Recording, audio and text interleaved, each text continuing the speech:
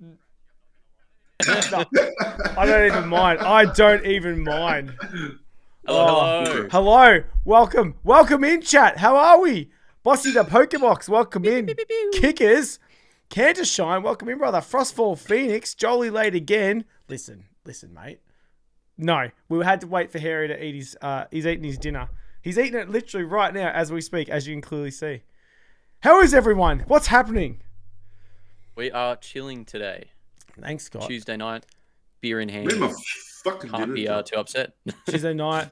We also have a special guest. We have Poker all the way from the US of A, who's joined us. I didn't want to ask about where is it this way. I didn't want to ask even what this was going on because I feel like I've missed something. There was an extra... I can tell you. What? Diversity. Diversity. Oh, let's go. There we go. We're ticking all the boxes, literally. Look. Let's just get kicked. Let's get straight into it. Get cancelled right off the bat, eh? Is that what we're going for? Nah, it's the 30-year anniversary of Clueless. Oh, here you go. You guys aren't clueless. You guys were clueless. You're not cultured enough. By the way, Lotto, Clueless was a show back in the early 90s. You weren't born yet, I don't think. No. Not. Oh, you actually legitimately weren't. I was making a joke. You actually weren't, eh? Because it was 30 years ago. No. Yeah, it was. How old are you this week? 24? 25? 25 now. 25 now. Well done. This week? We're getting there. No. But as of last time, I have aged 1 year. So. See, he's got facial hair now. Look, he's growing a beard. Like he's finally. Oh, thank you. Nice. I am liking well done, man. Welcome to the birthday club. I'm definitely feeling there. We're getting very old now. Oh, fuck off, mate. Whatever. Yeah. Chat. We have the questions up the top or down the bottom. I don't know where you ask. Leave questions for the panel in there. But I do want you guys to get involved tonight. There's a lot of stuff where I will be wanting the chat to get involved. Let me know what your opinions are on things and stuff and whatnot. Frostfall Phoenix, all down here from here, brother. Not yet. Downhill. Oh, that's working. It's working. My little pop-up thing is Wow, working. look at that. Look at that. Yeah. Look, crazy production value. Oh, it's crazy. We've got it all done an upgrade. Done it all. We've got the purple background. We've got Alicia Silverstone. We've got pop-ups here. Mate. In Poke Cave. Listen, I listen to that. Like my boy Rev let me borrow. He's like, you're in the studio right now. I'm in the studio right now. Thanks, Rev. Unreal. Wild. If you could steal one thing from the Poke Cave, what would you steal? He's actually got a lot of really cool sealed Nintendo 64 games, if I'm honest. I know he's got all the big boxes of Pokemon cards, but he's got some pretty solid Nintendo 64 games. Which I would absolutely steal. You can actually, I think he's. Would you keep it sealed or would you open it? Or should I say, would you open it or keep it sealed? Oh, I would love that. That's like one of those weird nerd things I would love is having a sealed video game collection. But I've actually got at the moment a bunch of plastic covers for my Nintendo 64 and Super Nintendo games. So they're all in storage right now. But once I get to the new place. They're all coming out. So all my games, I actually kept all the boxes and everything and the manuals when I was a kid. So I'm going to have all my 64 and SNES games all lined up on a shelf. Cannot wait. Play. Dope, man. Sounds good. Cannot wait. Yeah, let's get stuck into it. Let's get into it. Because we talked way too long on the last one. Listen, I'm going to say it now. We talked fucking way too long in the intro. And when I rewatched it back, it was actually fucking hurting my brain, okay? So... Let's get stuck. Actually, I haven't even got the thing up yet. Unless you guys got any maths chat on the last one. Say that again. Missed out on the maths chat. Now that maths is over, that's every time I jump in, I'm just hanging for it. Mate, I reckon this last season was pretty dull. There wasn't as much action as I wanted to happen. Take your word for it. But I have been stalking them still, post maths. I'm glad. I feel like that's where most of the good stuff comes is afterwards when you when they're all bickering and all the truth comes out. Anyways, we won't talk about it. We won't talk maths. We'll save it for later. But here we've got I still got this thing up there, eh? Everyone, HobbyCon. Has everyone seen this? I Hobby, haven't Where really is it? seen this. HobbyCon in the US. Listen, we're gonna burn some bridges today. Jason Page is never gonna come on this fucking chat after today. I can guarantee you. Okay, Jason Page is doing HobbyCon in the US, and this kind of did the rounds last week to the point where they have taken down the comments, I believe, off this post. Yes, they've taken down the comments because if you want... Listen, I've got a bigger page of it, actually. Here we go. If you want a signature, there we go. Jason Page. The Jason Page, yeah? If you want his signature at the HobbyCon, which is just basically another Comic-Con, it's another festival, whatever, $70 for his signature. But if you want his full autograph, $140. Yeah, So it's a bit, hey, how's it going, really? And then we've got signed certificate of authenticity, so you can prove that you got it signed by the Jason Page. The Jason Page. The inscription up to 6 words, example, gotta catch 'em all, a heart so true, be the very best, will cost you an extra $35. But you might be feeling a bit edgy. You might go for the multicolor autograph. The multicolor autograph, because I've always I hate it how signatures are always one color. I've always thought, wouldn't it be better if halfway through the signature just changed biros, yeah? Also, you can get him to... Why not? And you can also get him to draw a doodle sketch. That doodle sketch of that little Pikachu there will put you back another $100. Dog ass as well. So it looks. Does it look $100 worth? $100 is... I mean, like, some of the other stuff you could... I mean, it's hard to argue some of the other stuff, but at least the $100 for that is pretty... Well, he's no artist. If you want the full autograph, that's $140, and you got to get it certified. That's $160, you know, and then you get that. Yeah, what's the total max that we can hit on this? Like, if we wanted to go full balls to the walls, has anyone like calced it out? 195, 220, 320. I think it's 320. And then the premium... Mind you, USD as well. Yeah, and then the premium... Oh, yeah, by the way, this is all USD. And then the premium item upcharge on items above $55 value. Upcharge is equal to the value of the item.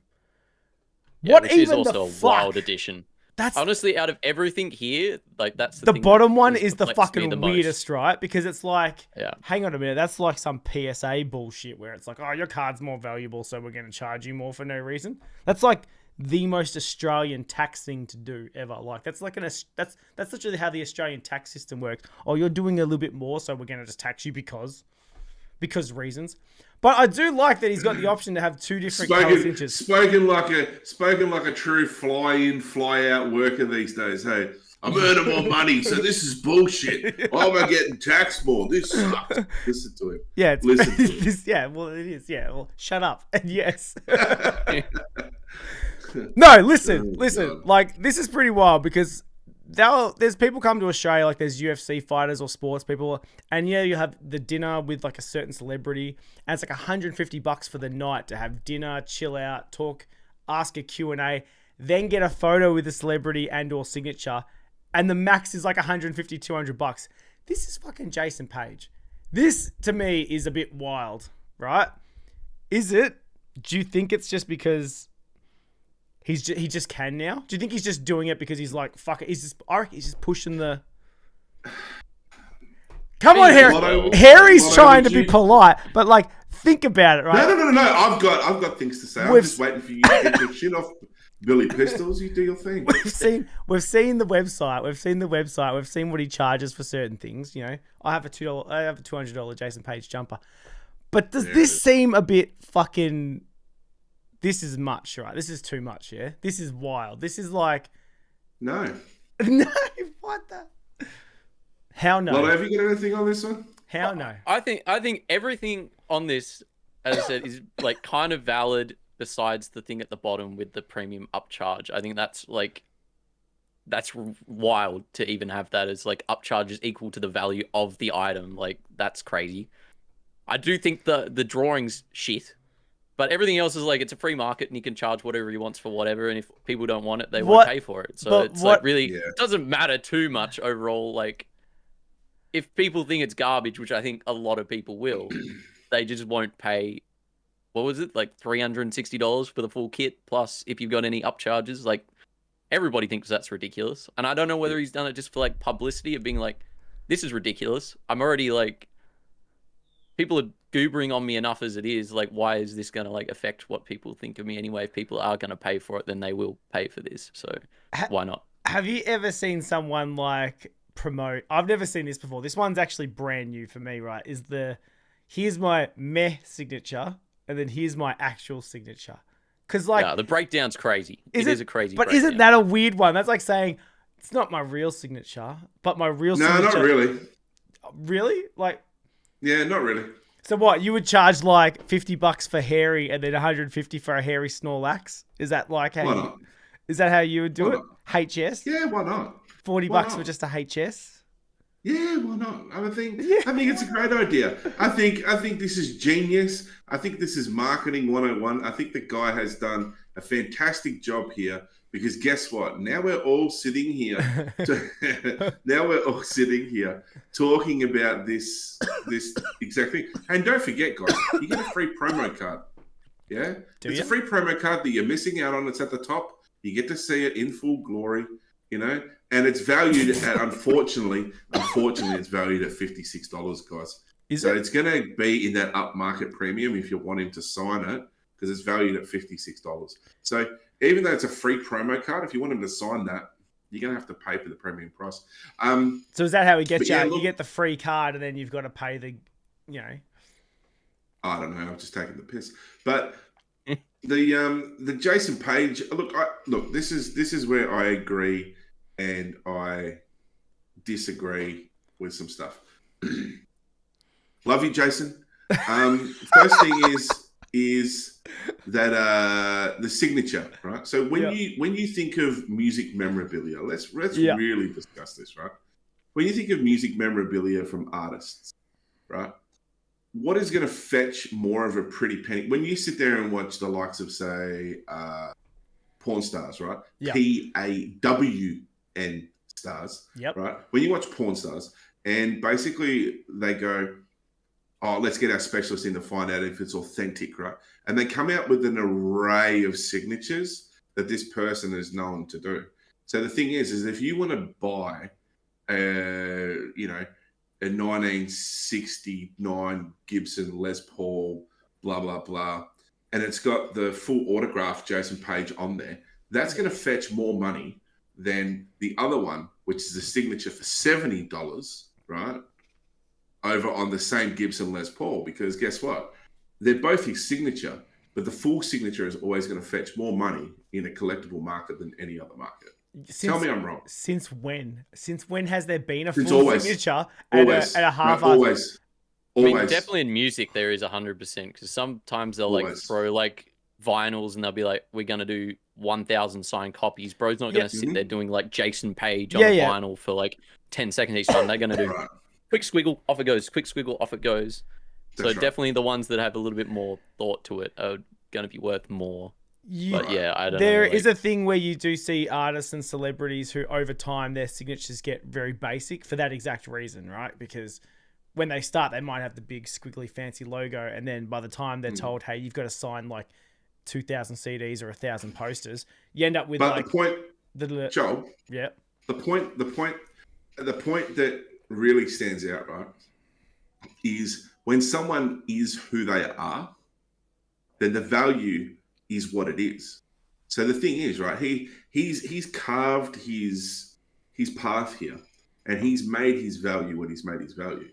So the thing is people can be mad about it, they can be annoyed, they can be pissed off. Don't buy it. It's that simple. Like, it's not even that hectic. And people can get so bent out of shape, but at the end of the day, don't pay $70. It's that simple. Yeah. I mean, just don't. Like, the only reason it's getting noise is because he's putting numbers on it. And the only reason that it's getting more noise like us now is because we're talking about it. So just don't. Like, but that's the thing. Like, but if we didn't talk about Jason Paige, this podcast would have nothing to talk about, mate. Like, no, he's the life. Jason Paige is the lifeblood of this. I'm a changed man, you know? Like, I reckon we've milked like 6 episodes out of Jason Paige. Like, without him, what else? What else is there? What else happens in the Pokemon world? Always maths. Well, at least. Always maths. Hundo. But now, look, I think I think it's a good thing. I think that people that are going to get suckered into it are exactly what I just said. And at the end of the day, it's a choose your. This life is a choose your own adventure moment every day, right? And if someone wants to go and get a free promo card and pay $140 for the full autograph, but okay, here's the loopholes for me, right? If you see how it says free promo card and photograph with any purchase, cool. I'll just get the $70 signature, get a free promo and a photograph, which means I don't have to buy the signed certificate of authenticity, right? Or I could just, how's this one? This is another loophole. I will go and buy a certificate of authenticity that I will get him to sign in his half signature. And then I've basically killed two birds with one stone, right? So it does say the official, the official Jason Paige authentic seal is signed by Jason Paige. There you go. With live ink. Get a printout. Get a printout. There you go. Do you know what I mean? I'll get my own piece of paper because you know what? You can't put a price on that. And print it off. Get a JP, signed certificate of authenticity. Get him to sign it for $70. Didn't have to pay $90. Whoop, whoop. I'm in front. That's more expensive than the jumper I bought. That's more expensive than the fucking Jason Paige jumper. No. Do you want my honest opinion? It's fucking dog shit, man. That's fucking dog shit. It is what it is. But you know what? I'm trying to make the best of my life situation here. Jason, I love you. Do you think this like I kind of can semi-agree with like he just does it. Like I think he just throws it out there. Like the reality is it's not worth anything that he says. But it's just, do you think he's just like, well, fuck it. I'm going to throw $70 there. I'm going to be at HobbyCon. And I'll also, like, it just has bullshit written on it. Multicolor autograph. It sounds like he sat there one night thinking of ways to make more money out of just his signature without having to do anything. And just... Well, I think he might be just, like, as delusional enough to be like, well, all these artists that, like, sign all the... do the art for the Pokemon cards, that they do their like signature signings and all that kind of stuff. You might have just looked at that and been like, I'm sure I can do that too, and I'll just charge as much as what they're charging for all their different things. Because if this was like Mitsuhiro Arita that was like asking all of this stuff, besides probably the bottom bit, because he definitely wouldn't do that. But yeah, and because all his cards are Charizards, well. like yeah, you wouldn't do that one either. But like everything else here, I reckon people would be like $70 for like a little signature. I'll pay $140 for a Mitsuhiro Arita, you know, full signature, and no one would bat an eye. But because it's Jason Paige doing it, it's like, oh my god, like this is crazy. So what's that guy's name you just said? It was kind of sexy when you said it. What was it? Arita. Yeah. He did like the artwork for the OG Charizard. Yeah, I know who it is, but the way that you said it sounded sexy. I just Arigato gozaimasu. I think we've had this conversation before though, where it's like the difference is he's the guy that designed and like created it. This is like, you know, like he obviously just testing the waters to see how it goes.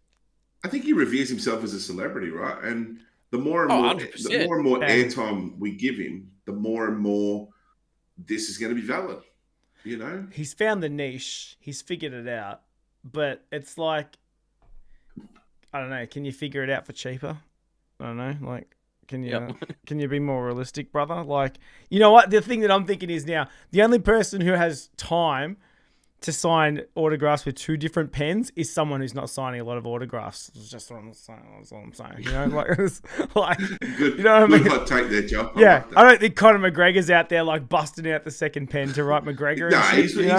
Conor McGregor's walking around with that. You know, the four triggers and the one that's got like the green, the red, the black, and the blue. yeah. Like, switching them around. Yeah. We could do two, one in each hand, and you could like do the J and the page at the same time. You know damn well the multicolor pen is the 4 pen. It's just him going, Jason, click, and then just continues with the same fucking stroke. Yeah, he's got the thumb. That's all it is. Yeah. Yeah. Yeah. That's it. What if you get to choose the 2 colors? 10 colors max per item signed. 10 colors. O pen. 10 colors max per item. Who the fuck are these people? This is great. This is dog shit. Jesus fucking Christ. This is a horrible way to start the fucking podcast. It was just straight into Jason Paige slander. But you know what? It's okay. And I still think you should come on the show. I would like to deep dive and discuss this. What's he going to do on the show? I don't know. I'd like to talk to him. I'd like to go through this. What's he gonna do on the show? What's he gonna do on the show? I don't know, man. I'd like to deep dive with him, mate. Come on, like, wouldn't it be nice to actually sit here and bring him in and talk to him about this shit? Would we be able to do it without? Yeah, but see, here's one or two things will happen, right? I'll either go full, oh yeah, and agree with him and suck his dick, or B, it'll be of course like, you will. offend him to his face for 15 minutes, telling him how terrible it was. But he did handle himself pretty good against Roxanne when Roxanne called him out last year for all the same shit, eh? So maybe he just doesn't give a fuck.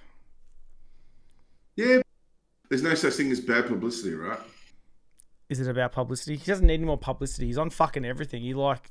Hey, listen, look, if you can find something and people want to look, if I could turn around right now and make the most outrageous statement that I could, go for it. And Make it. people would.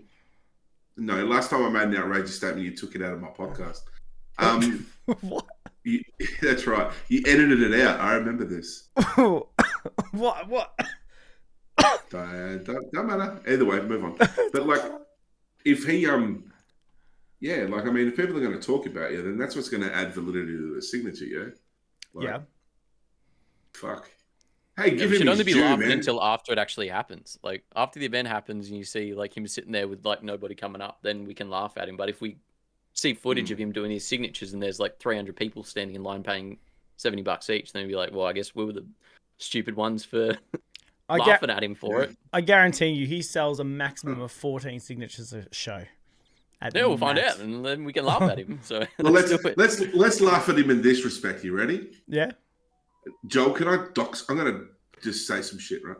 So Joel went and bought a Jason Paige hoodie, right? That he didn't get originally, right? Because they didn't get the order or there's some bullshit that happened. And then all of a sudden they told him that, oh yeah, one's coming, but we have to get it especially made because nobody's ever ordered it before. I think that tells you enough yeah. for the fact that nobody would, like 14 people getting a signature. I still think that's a stretch. Yeah. So you reckon that's too much? Yeah. You know what I'm saying? If nobody's ever ordered the jumper that's been on his website before, Jolie currently has the world, and check this out, chat. A world 1 of 1 Jason Paige hoodie. It's up like there officially. Yeah. It is a and there's no certificate of authenticity, no bullshit. Joel has it. We send him buy it online on the website. There's your certificate of authenticity. What more do you want? Yeah, exactly. Good, yeah. Value. Sorry, voice of reason tonight. That's it. The voice of reason. Sorry. Anyway, Jason Paige, if you're out there, come on my podcast. Answer your fucking DMs, Jason. Nah, it's too hard. It's like 1 a.m. right now. He's never gonna come on. We'll never get the timing right. It won't work. Did you email him? I can't be fucked. I don't use email. You're trying to tell me how to use this Google fucking thing before. I don't even know how to use that. All right. We got to drive very advanced. We got a question though. We got a question from Kanto. We'll get to some questions quickly before we go next thing. With the 30th Pokemon anniversary around the corner, what sets are going up or down? Celebrations you think will like kick up in the next year or so? It already has for like the last month or so. Has it? I haven't been following celebrations that much, but like I sold a PSA 10 Umbreon for like $700 like 2 weeks ago, and the card was like $250 a little bit ago. Like in English? Magic, yeah, in English. I think the Japanese one was a little bit more expensive, but like the English one, I was like, damn, that's kind of like crazy for some celebrations. The Magic card went up. The Greninja one. What's the Greninja? Yeah, the Greninja was stupid. Yeah. That's settled back down. Like, there's no way anybody should have been buying that at $70. Settled back down, still at $40 right now, which is like what 6 times where it was before. So like settled down as. So you say $40? Are you talking raw? Are you talking graded? What? Sealed. Yeah. So I think that's sealed price. I don't know. ATB. I haven't seen like the raw too often. Okay. The graded price I have not checked, but that was like what 1.3K for a 10 at one point. Fuck. Say that again. But like the print quality, not.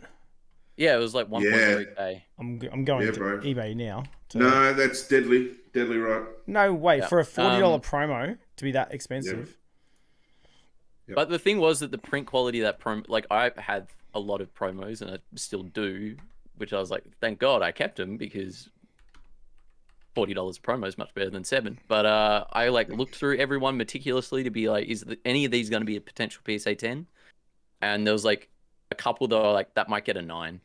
I sold so many. I don't of know them for whether $10. it just was my set of them, but like the print quality of that promo looks to be pretty dog.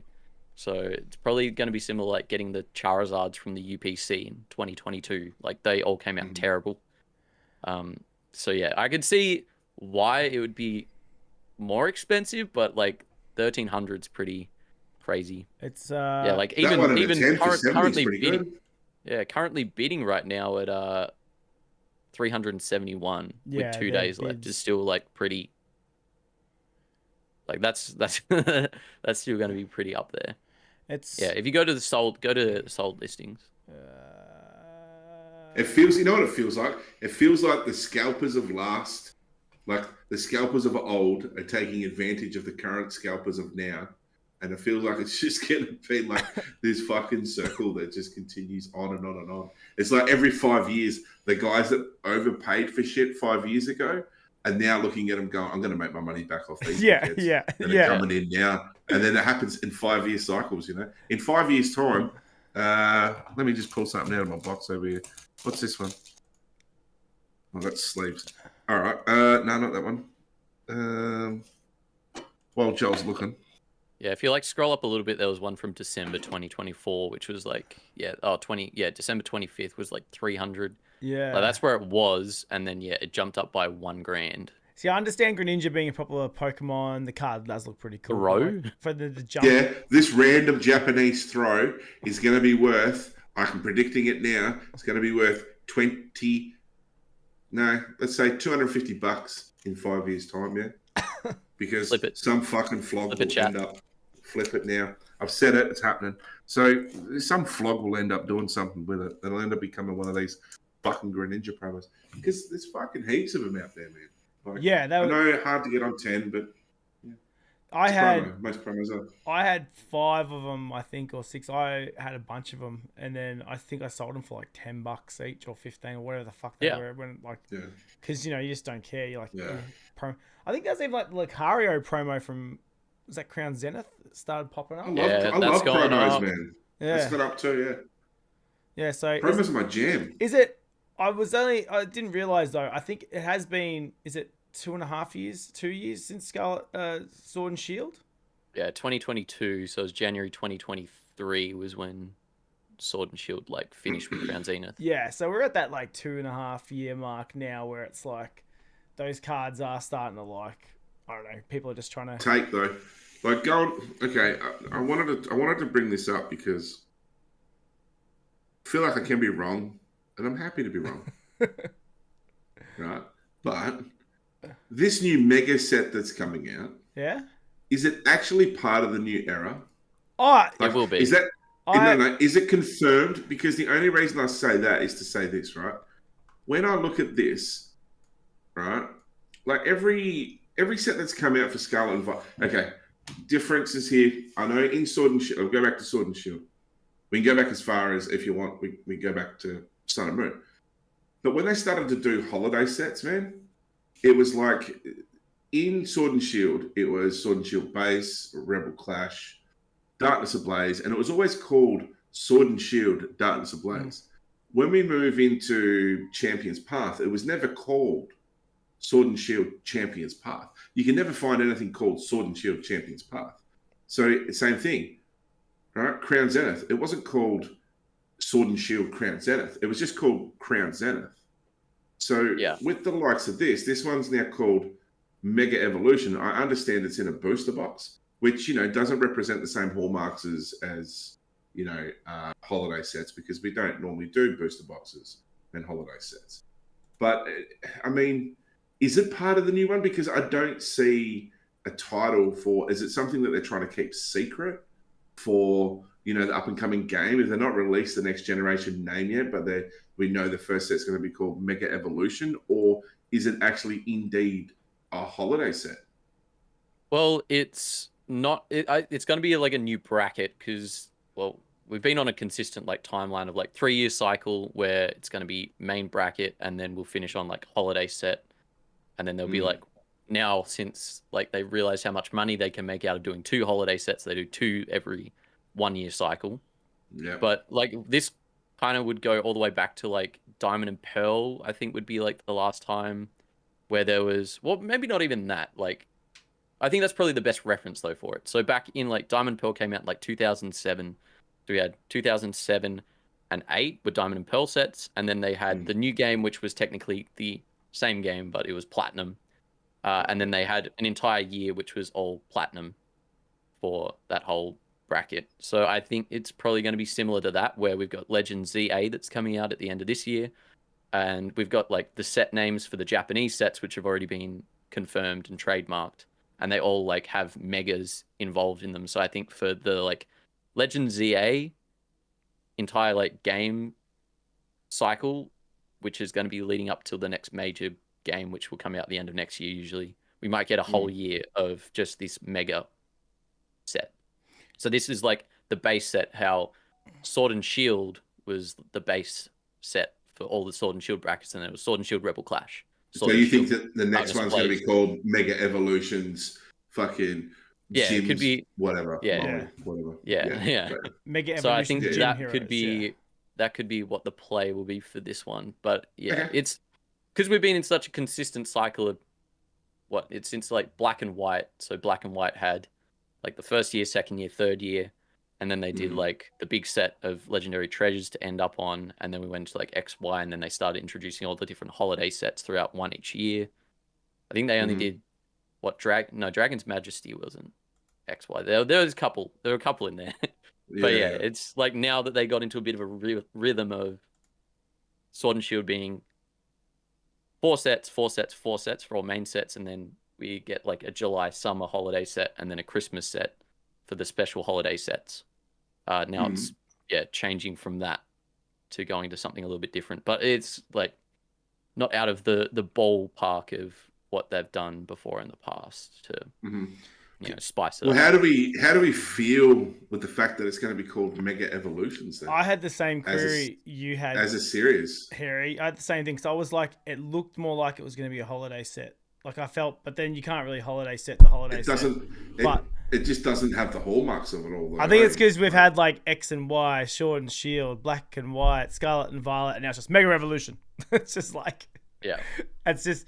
But maybe that's what they're doing. They're just like Pokemon's doing their thing where they're like, oh fuck it, we've got to change. And well, we've always had something with it's black and white. Like there's always an and in the middle, like Scarlet and Violet. That's literally what I just said. Sword and Shield, Sun and... Oh, sorry. My bad. Don't even listen to me, brother. Don't worry about it. I zoned out. You just fucking... Go on. Yeah. No, I think that's what it was. It was... Did you just lose your headphone, Harry? Yeah, bro. I completely threw my hand down and fucking hit my cord out of my headset. Rookie. I know. The one thing that I was sort of surprised, have they announced anything new in this set? Yes, they're getting the Mega Evolutions back or whatever, but have they said, like, to me, it's still looking just like EXs and, there's no like game-changing mechanics that they've released so far. The only thing that's like different in this is like the Mega EXs they're not like a stage 3 Pokemon, which is what they used to be. Like you'd have to evolve. Well, in like they balanced it in XY where you had to use like a Spirit Link card to actually evolve into it. But like that's supposed to be a next stage evolution up from like Gardevoir to Gardevoir Mega. But in this, like you can just go Curlier into Mega Gardevoir, which is a little bit weird. But besides like how that works in the actual game, like I haven't seen any new cards that are going to be dropping. Any, like rarities that are going to be changing. They haven't announced any of that. Like we went from like Vs and V stars and V maxes to like EXs, back to EXs, sorry, and then IRs. But yeah, they haven't announced. As far as players are concerned, Lotto, is this a good move for them? Are they excited about this as players? Nah, I wouldn't be. So like, no, the EXs are like 3 prize Pokemon. Which, if you know how the game works, like these EXs, like the Lily's Clefairy there, that's a 2 prize Pokemon. So, each game you have 6 prize cards you have to take. It just means that like it gives these like really big beefy Pokemon that you have to deal with, and it just like makes the format a little bit cringe. Because it can be over in 2 knockouts rather than it taking more turns than what it. So the fact that they've brought this back, what does it really mean for the game? Like, as far as like the card game itself is concerned, like, is it more for collectors, or like when they brought back Mega Evolutions before, how much of an impact did it have on players wanting to stay to play the game versus people leave the scene to not want to play anymore? Like, I don't think it'll change the game too much. Like, I think that they'll probably know how to balance it a little bit better now. The last time we had like 3 prize Pokemon was in Sword and Shield, the VMAXs. Those are all 3 prize Pokemon, which you just went from a normal V into a VMAX, so it was a little bit easier to establish. But now these like Megas, I suppose some of them can be like Mega Kangaskhan, which just got announced, is like a basic. So I think those are kind of underwhelming, and they'll be a bit stupid to have to play against. But it's kind of have to wait and see, really. Yeah, okay. I don't think you'll turn anyone away. I think people are always just going to be excited with Megas. So it'd be like if they brought back tag teams. Anybody that plays the game, regardless, they'll be like, I think this is like pretty cool anyway. And even if the format's not incredibly enjoyable, people just like the cards. So what was the question that you had before, Joel? You were reading out a question somewhere. You got a raid. Oh no, is it a raid? A gifted membership. Oh, woo! And the notifications are coming up twice. Oh, what the hell? Let's go. Harry Snorlax to become a member. Suck Be able to just, Thanks, brother. How are you, Good Times? Congratulations on the baby. Congrats. Congrats. Yeah. Congratulations, Good Times. What was the question? I had a question. You did. I think it was what do we think is going to go up in the next? Oh yes. 10 years or 3 years or whatever. Yes, Kanto and Frostfall actually asked very similar questions. Products to shoot to the moon. I don't know. I feel like we're seeing a lot of the random ones now. Like, I wouldn't have predicted the Greninja being the one. I don't know. Do we think the market's going to dip again? Because, like, obviously when we went to Scarlet and Violet from Sword and Shield, there was a mad dip and everyone didn't like the first 3 sets. So are we just assuming that the first set of Mega Evolutions is going to be dog shit? Yes. Yeah, I think it's got a bit more hype behind it, having that there's actually Megas in it, which is already has a precedent in the TCG. Like, I think as a market as a whole, it probably would be a little bit easy to get product compared to the last 6 months, which I think we've seen a little bit with Black Bolt, White Flare. Yeah, surprisingly easy to get. Well, not easy, but it's been on shelves. But like, yeah, it is a bit weird because that is a set that is only Gen 5. So if you're not like a big Gen 5 guy, like everybody likes 151 because everybody at least enjoys the first generation of Pokemon. But if you're not a big fan of Gen 5 and you don't like Vanillish the ice cream Pokemon or yeah, I don't know, then you're like, oh, these ones are a bit stupid. I'm not going to collect this set because I don't like the generation. So it's an interesting one to see. I had to look at the sets, and it's good because there's like heaps of IRs, and like obviously that was like the thing that everyone was in love with throughout the Scarlet and Violet era. But you're right, like it's very, like you say, Gen 5 heavy, or is Gen 5, so it's like you kind of probably do lose a lot of people on it. Like, I thought they were going to go out on a big bang for the end. Like, obviously, Crown Zenith was just huge as an ending to Sword and Shield, and I thought they would have tried to replicate that, and they kind of... It's big. There's a lot of IRs. It's a pretty sick set, but I mean, it's just... I don't think it hit the... I feel like it's just kind of... Scarlet and Violet's just kind of eased its way out. Yeah, well, it's very weird to have like a black and white set be the swan song to Scarlet and Violet. Like, it seems like a... Yeah, that felt weird. Yeah. That felt weird. Yeah, it kind of comes out of nowhere. And like, we already, like, you could say the high class set might have been like a Scarlet and Violet like end, but we already know like the name of the high class sets, like Mega Dream EX or something, I think was like the Japanese trademark. So it's already like confirmed that that's going to have Mega Pokemon in it. as the main feature. So Well, that's it what looks makes like me that think. this might be it.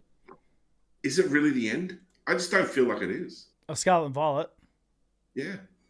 Well, when I look at the Mega Evolution, it just looks like another Scarlet and Violet set. You know, like it doesn't really seem like it. That's why I thought the same thing. It looked like a holiday set. It's like a real, you know, like the difference between Sword and Shield and Scarlet and Violet was noticeable. Yeah, like it did seem like, all right, now we've got grey borders, SIRs, which are basically the alt arts anyway. And then instead of trainer galleries, you had IRs. And then they said, all right, and we're getting rid of rainbows, and you know, like there was a very big. Yeah, And I'll be EX interested coming to back. see. Like we knew there was a difference, Yeah, but I haven't I'll really be announced interested. anything. Sorry. I'd be interested to see the other cards that are part of their range with this. Like, will they bring back rainbows? Will they not? Who knows? But I think that rainbows are gone for a little while. I think they'll be back I reckon later. so, yeah. Yeah. I think they'll be back later. Like, because like they ran through what? Sun and Moon. What else did they run through? Just trying to think. Yeah, it was all Sun and Moon to Sword and Shield was rainbows. Yeah, that was it. So, I mean, everything's going to have its time in the sun, yeah? I would like to see, you know what I would like to see? I would like to see more, like the IRs are cool. I think they're cool. But I would like to see more stuff done. I'd like to see a bit of love come back to Hollows, in my opinion. Oh, absolutely. I love the one thing I do love. Sorry, I've got a screwdriver here. One thing I do love is the new black and white hollows, the Japanese. We briefly touched on this at the beginning, right? But it's the idea that make hollows great again. You know, like I think that we need to bring that back, and we've got so fucking greedy when it comes to like what it can offer, what it can do. Like I remember feeling a buzz in the early stages of getting back into Pokemon and opening up Sword and Shield and going, "Ooh, hollow!" Like, you know what I mean? And then getting a regular rare, and it was like, "Oh, it's just a regular." Like you were like almost semi-pumped to call that. "Oh, I've got a hit," you know? Like, yeah. But now it's like you're getting fucking 2 reverses and a hollow in every pack. So it's like, how much can you tee that shit up? I think it definitely makes a difference with like the reverse hollows. What happened with that door? The reverse hollows like look kind of mid for Scarlet and Violet, in my opinion. Yeah. And then the actual hollow design isn't anything special either. Like if you were getting like a Cosmos hollow as the hollow in every single pack, and then like the reverse hollows, like I quite liked the future and ancient hollows from like Paradox Rift and stuff that were just flat holographic. They didn't have like the Paldea design to them. Yeah. Like if that was every single pack, I'd be a lot more stoked with like how the visual appeal of those cards looked. But because I just don't like them that much. I'm like, yeah, cool. You get a couple in a pack and it's a bit Yeah. But do you think that's just because I actually wrote down as a note, because we kind of got a bit spoiled in Sword and Shield. So I wrote down, because I wanted to know, when Sword and Shield first came out, we only had, what was it, V's, VMAXs, Full Arts, Full Art Trainer, Rainbow and Gold, right? There wasn't a lot of things to actually collect right at the start of Sword and Shield. Then by the end of it, we had Whoa, VMAX Snorlax? Hello? Right, apart from the Snorlax, was that the big hit? Probably. yeah. The gold Zacian. It would have been Marnie, the full up Marnie. Nah, it was it was definitely a trainer. I think it was. Yeah, full up Marnie. Sonya was in fucking the next one. Because there wasn't a lot. And then Boss's Orders is like the main chase, the Giovanni one. Yeah. Because there is the Rainbow Snorlax VMAX though, yeah. which is yes. probably the coolest card. But by the end of like Sword and Shield, we had V's, V Stars, V Maxes, Radiance, Full Arts, Full Art Trainers, Golds, Rainbows, Alt Arts, Trainer Gallery, Signature Trainers, Hollow Energies, V Star Golds, V Star Alts, and the Ditto Peel as like another thing they added during its run. there was a lot of shit to collect during Sword and Shield, right? Before, You know, Peel's a bit of before a we go- cop out, but like all the other before ones we- seem reasonable. Before we go any further, chat, can we just give Joel a fucking round of applause? That everything you just put together for the research, that was fantastic. Thank we you. had this, bang, bang, bang. It was like he journoed that all after. Well done, Joel. Thanks, mate. Because I wanted to like see what the difference was between the start of Sword and Shield, the end of Sword and Shield, which was massive. There's heaps of shit by the end of Sword and Shield in terms of different variations of cards to get. And there was a few like added through the sets. Like I said, like the Ditto and then the Radiance popped up. Like there was a few different bits and pieces.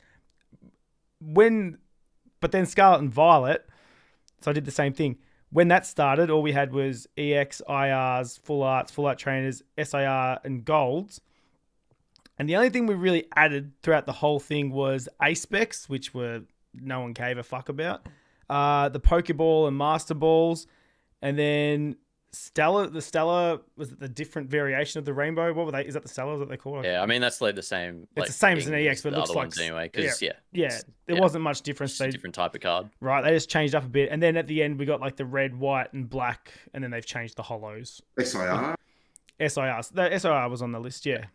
Okay. So, but like if you actually look at it, Scarlet and Violet started stronger because you started with IRs and SIRs right from the get-go, and you still had golds, but you didn't get that, which were essentially alt arts and trainer galleries, which you didn't get to like 4 sets in of before you got alt arts in Sword and Shield, and then like what was it 6 yeah, sets but in?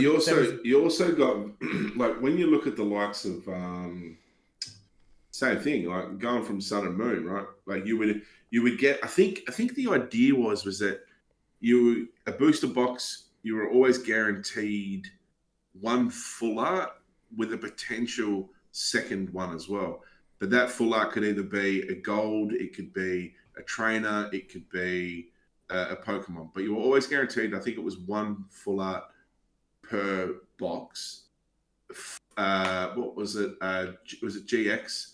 It was like 5 GXs. I think it was a box. Yeah, so it was like, 6. and then 7 holos. Was it something along those lines?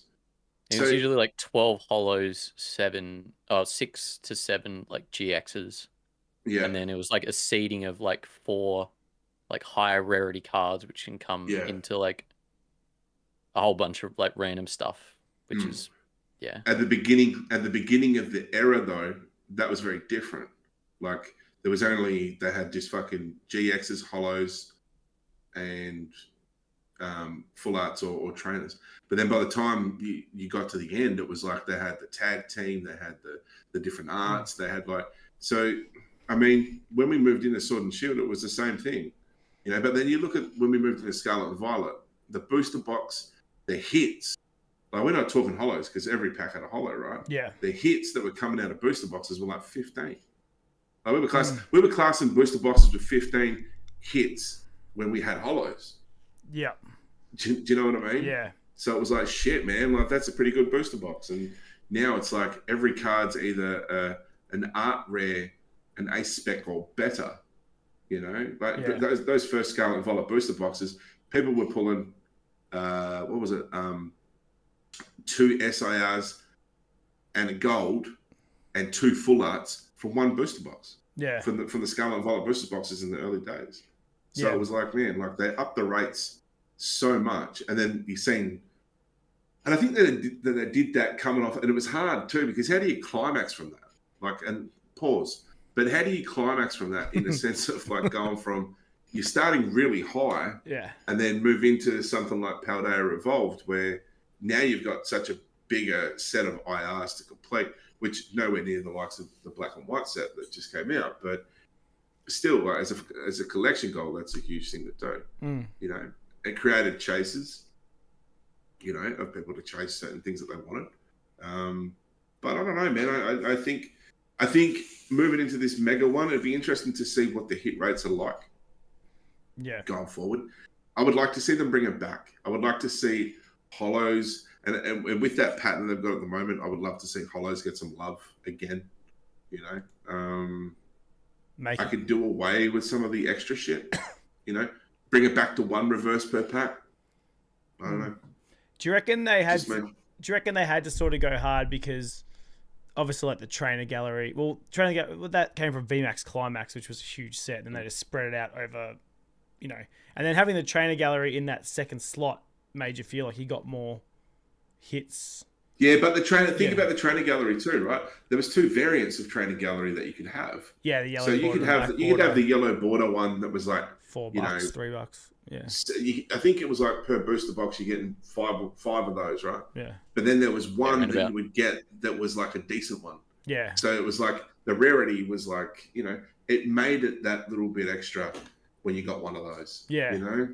And some now it's like those are now art rares. We call them as art rares, and they've got prices on them of $30 to $40. So it's like, what the fuck? Like, you can. I know the pull rates have changed. You know, I get that. I understand that.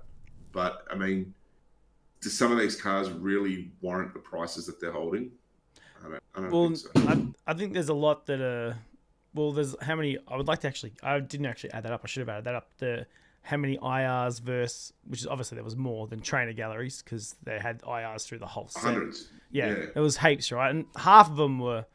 I said this months ago, like years ago, like last year. A lot of them are just the same. Like there's the little Pokemon card with the big background, and you know, not every single IR and every set was a hit. Not everyone was a Magikarp. You know, like there was a lot of trash IRs. But I feel like the trainer gallery as a whole was a lot more better trainer galleries, like from Brilliant Stars to Silver Tempest, and then obviously the Galarian gallery.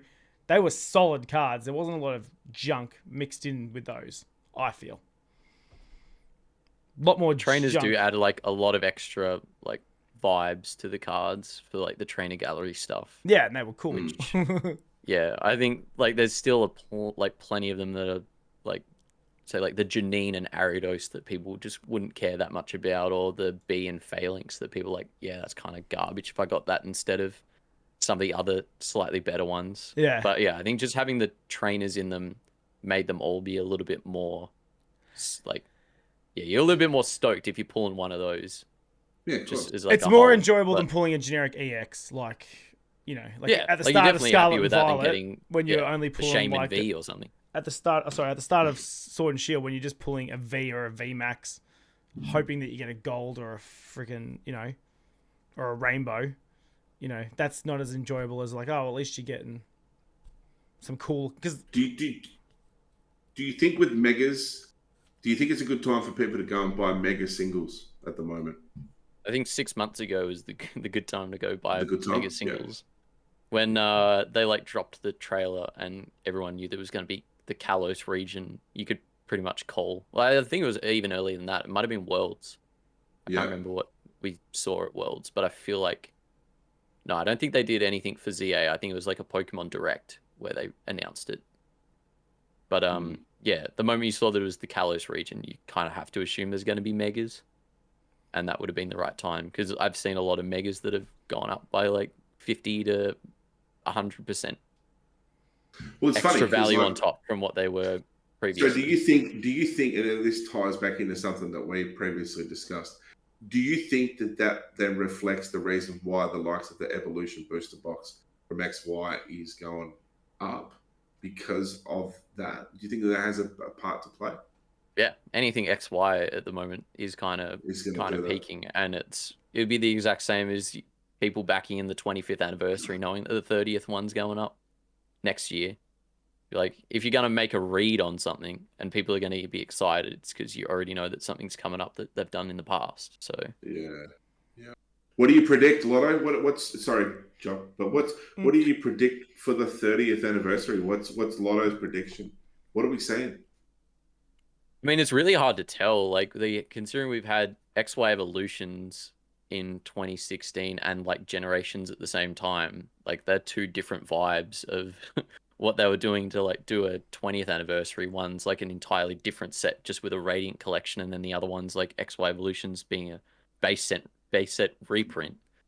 Like we it kind of could be pretty much anything. Like in celebrations, they just chose the select couple of cards that they wanted to highlight from history. I don't think they'll do that again, because they just did it 5 years ago. Yeah.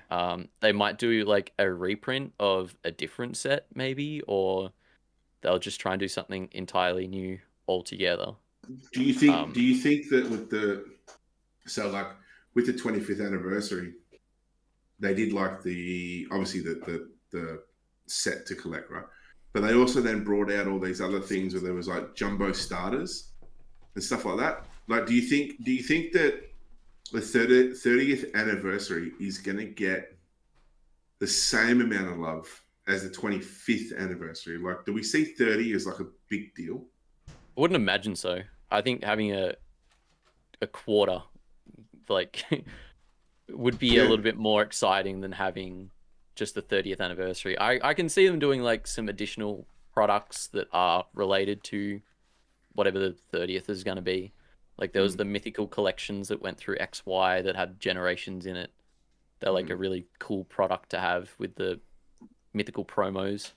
Yeah. But it's like really hard to say. It might be like something that they do sure. entirely mega related because that's the current sets that we're in, and they do like they go back and they bring back some like tag teams, they bring back some like of the old megas, they bring back some Radiants, and they do like a flashback set, but it's kind of like how they did some of the promos for celebrations where they did like the primes where they had the Dragapult Prime, the Zacian Level X.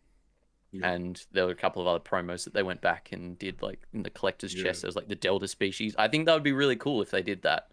Yeah, it was like a little blast from the past, and then they brought those mechanics back. Yeah, and then they had some new Pokemon. I think that would be pretty cool, but yeah, it's just so hard to tell what they're going to do. What would empty your wallet? What would empty your wallet if you seen it tomorrow and they went, "This is the 30th"? If they brought back Heart Gold, Soul Silver, I would be. I'd be buying all of that. It's gone. Okay, gotcha. Yeah. So, but they're probably not going to do that. But they might introduce like the primes and the legend cards from there, and then that's probably going to be enough for me to like jump on that because that's my like nostalgia 151 trip is legends, primes, and that kind of stuff. Cool. What about you, Joel? What are you emptying your wallet to if it's in the 30th anniversary? What would it have to be? I don't know. I feel like they're going to do something different because I feel like they've just done 151, which was the nostalgia thing. They've done the Team Rocket thing again. That was the nostalgia thing. They did a lot of that in Scarlet and Violet where they did a lot of bringing back shit. Like they teased it a bit, which could also be a good like slow burn to the 30th anniversary, you know? Maybe they do go hard. Maybe the next season is because of the 30th. Maybe they do just surprise us and then bang, tag team remake or just, I don't know, another Evolutions 2.0 where they just do the base set again or whatever. Like, you know, something. They're going to go real nostalgic, yeah? When they did Celebrations, I kind of think they nailed Celebrations. You know, like they really made something different but old school and unique as well with the 4 cards in a pack. My question is, are you going to keep peppering that original audience? No. Nostalgia's cool to pepper, right? Yeah. You've just got to know when to pepper it. And I mean that in the sense of like, you're going to have some Gen 2 kids and Gen 3 kids that would like to see some nostalgia thrown their way. Do you know what I'm saying? That wasn't 30 years ago though, bro. 30 years ago was the original, was the OGs. Yeah, but that's like, good. You know, that's day one, man. Like, fucking hell. Like, you're always going to have day one, but what do? Do you keep celebrating day one every 5 years? No, that's what I'm saying. Maybe they do that's what I'm saying. Maybe they do surprise us and each set during this era is one big nostalgia trip. Like I'm saying, they do the base set thing and then they do the I don't know, they do like a base set of jungler thing. Like this is fully talking out my ass here. And then like they do a tag team thing. They do another Eevee Evolution set. Just all the shit just through the years that was big and, you know, all the random shit and bring back shining. Miss Ace Raid, hey go, welcome in. Shining Charizards or fucking, you know, do something cray. And then maybe they do just something completely out of left field for the actual 30th anniversary. Like what was the 20th anniversary? It was Generations. Is that what am I Generations saying? was like the main one. That wasn't that crazy. And then the last set was XY Evolutions that they dropped after that. Yeah, and XY Evolutions, like Evolutions is still kind of, people liked it because it was nostalgic again because it had the fucking original cards, and except now you got a reverse Charizard, so they did something a little different as well. You know, like gave you a few Zards to catch. Megas Charizard was a pretty cool card, yeah. So, you know, they'll figure it out. They'll figure it out, man. They always do. They're always going to figure it out. They know how to take my money. Nah, they're going to go big. 30 is like a big deal. If they kind of just No, it's not. No, it's not. Bullshit. Do you reckon 25? Do you reckon 25 is bigger? You reckon 25 definitely is bigger? 25 is really bigger. That's why they definitely would have gone way more out for like the quarter rather than just a random extra 5-year anniversary, bro. 50, like I think 5's a good one to celebrate. 10's a good one to celebrate. I think from that point you're talking fucking maybe 20.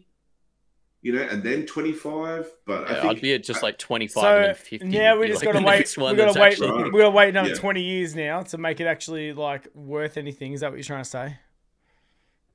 Well, every like 5 years is good enough for them to have like the anniversary stuff, but like the ones that you'd expect to really go off are the ones that 25. You don't want to water it down. 50. That's the point. Yeah, maybe they don't. Yeah, I think they're probably going through a little bit of a rough time now that they are pumping out so many of these holiday sets. Like they have to make up a reason to have these holiday sets, and they're probably going to be running out or just using up the exact same ideas over and over again. Like Shrouded Fable should not have been a holiday set. That should have just been included in the next Twilight Masquerade and some of the other stuff. Yeah, it's like why they even did they do that?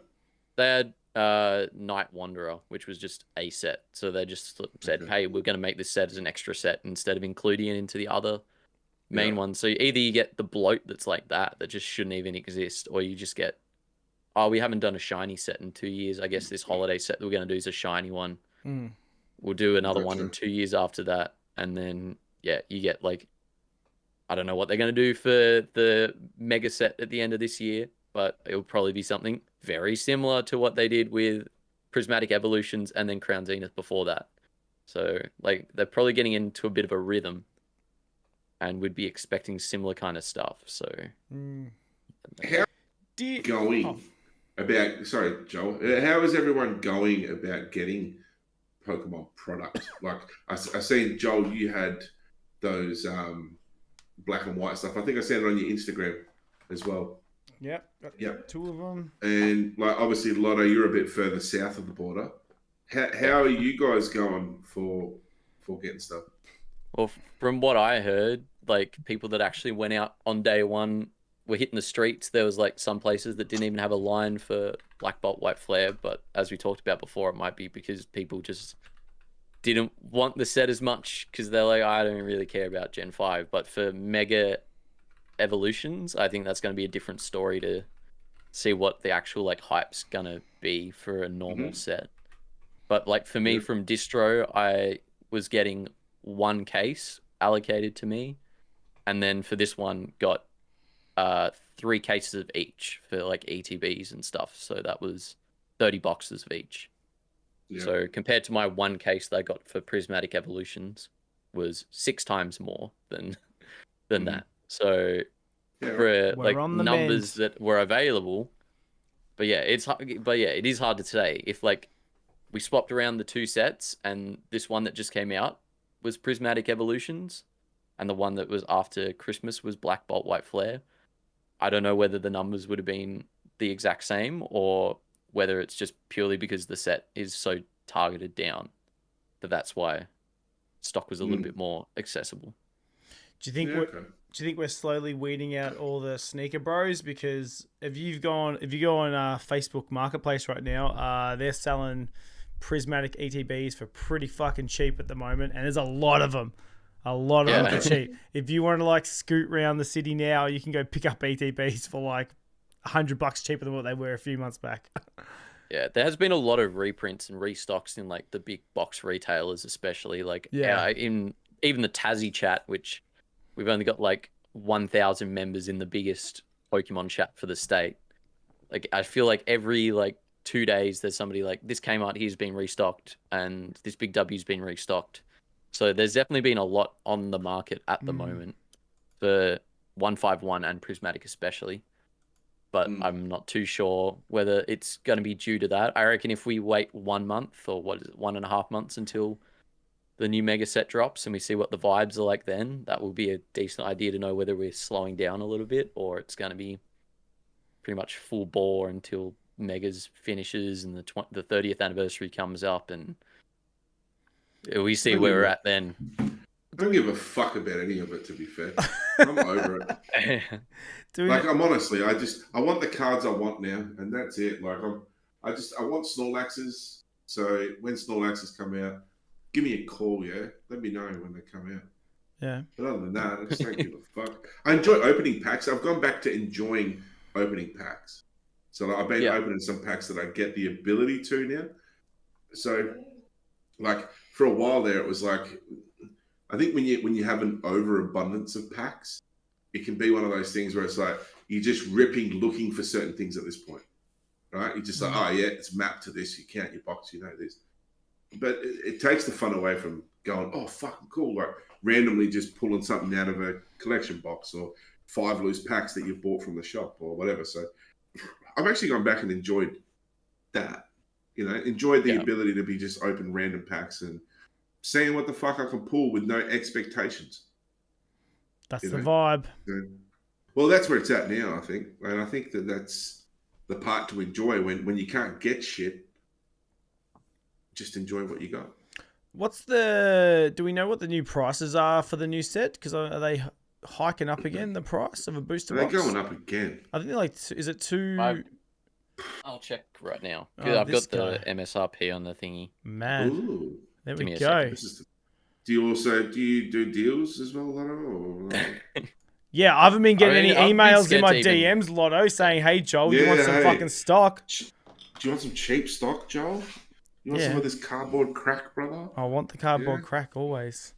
Yeah, I've been scared to even do pre-orders since pretty much since the start of the year. So well, I did a pre-order on Black. Asked me for pre-orders, I'm like, I can't do that. I did a pre-order for Black Bolt and White Flare for an ETB, and I got them from Edge Collectibles. Shout out to Edge Collectibles, and I got the Victini one coming from Pokestop. The box, that's my favorite box that they've dropped. Yeah, I got that one randomly, so I was like pretty stoked that I managed to go into a Kmart, get one of them boxes, go to Dream, get a box.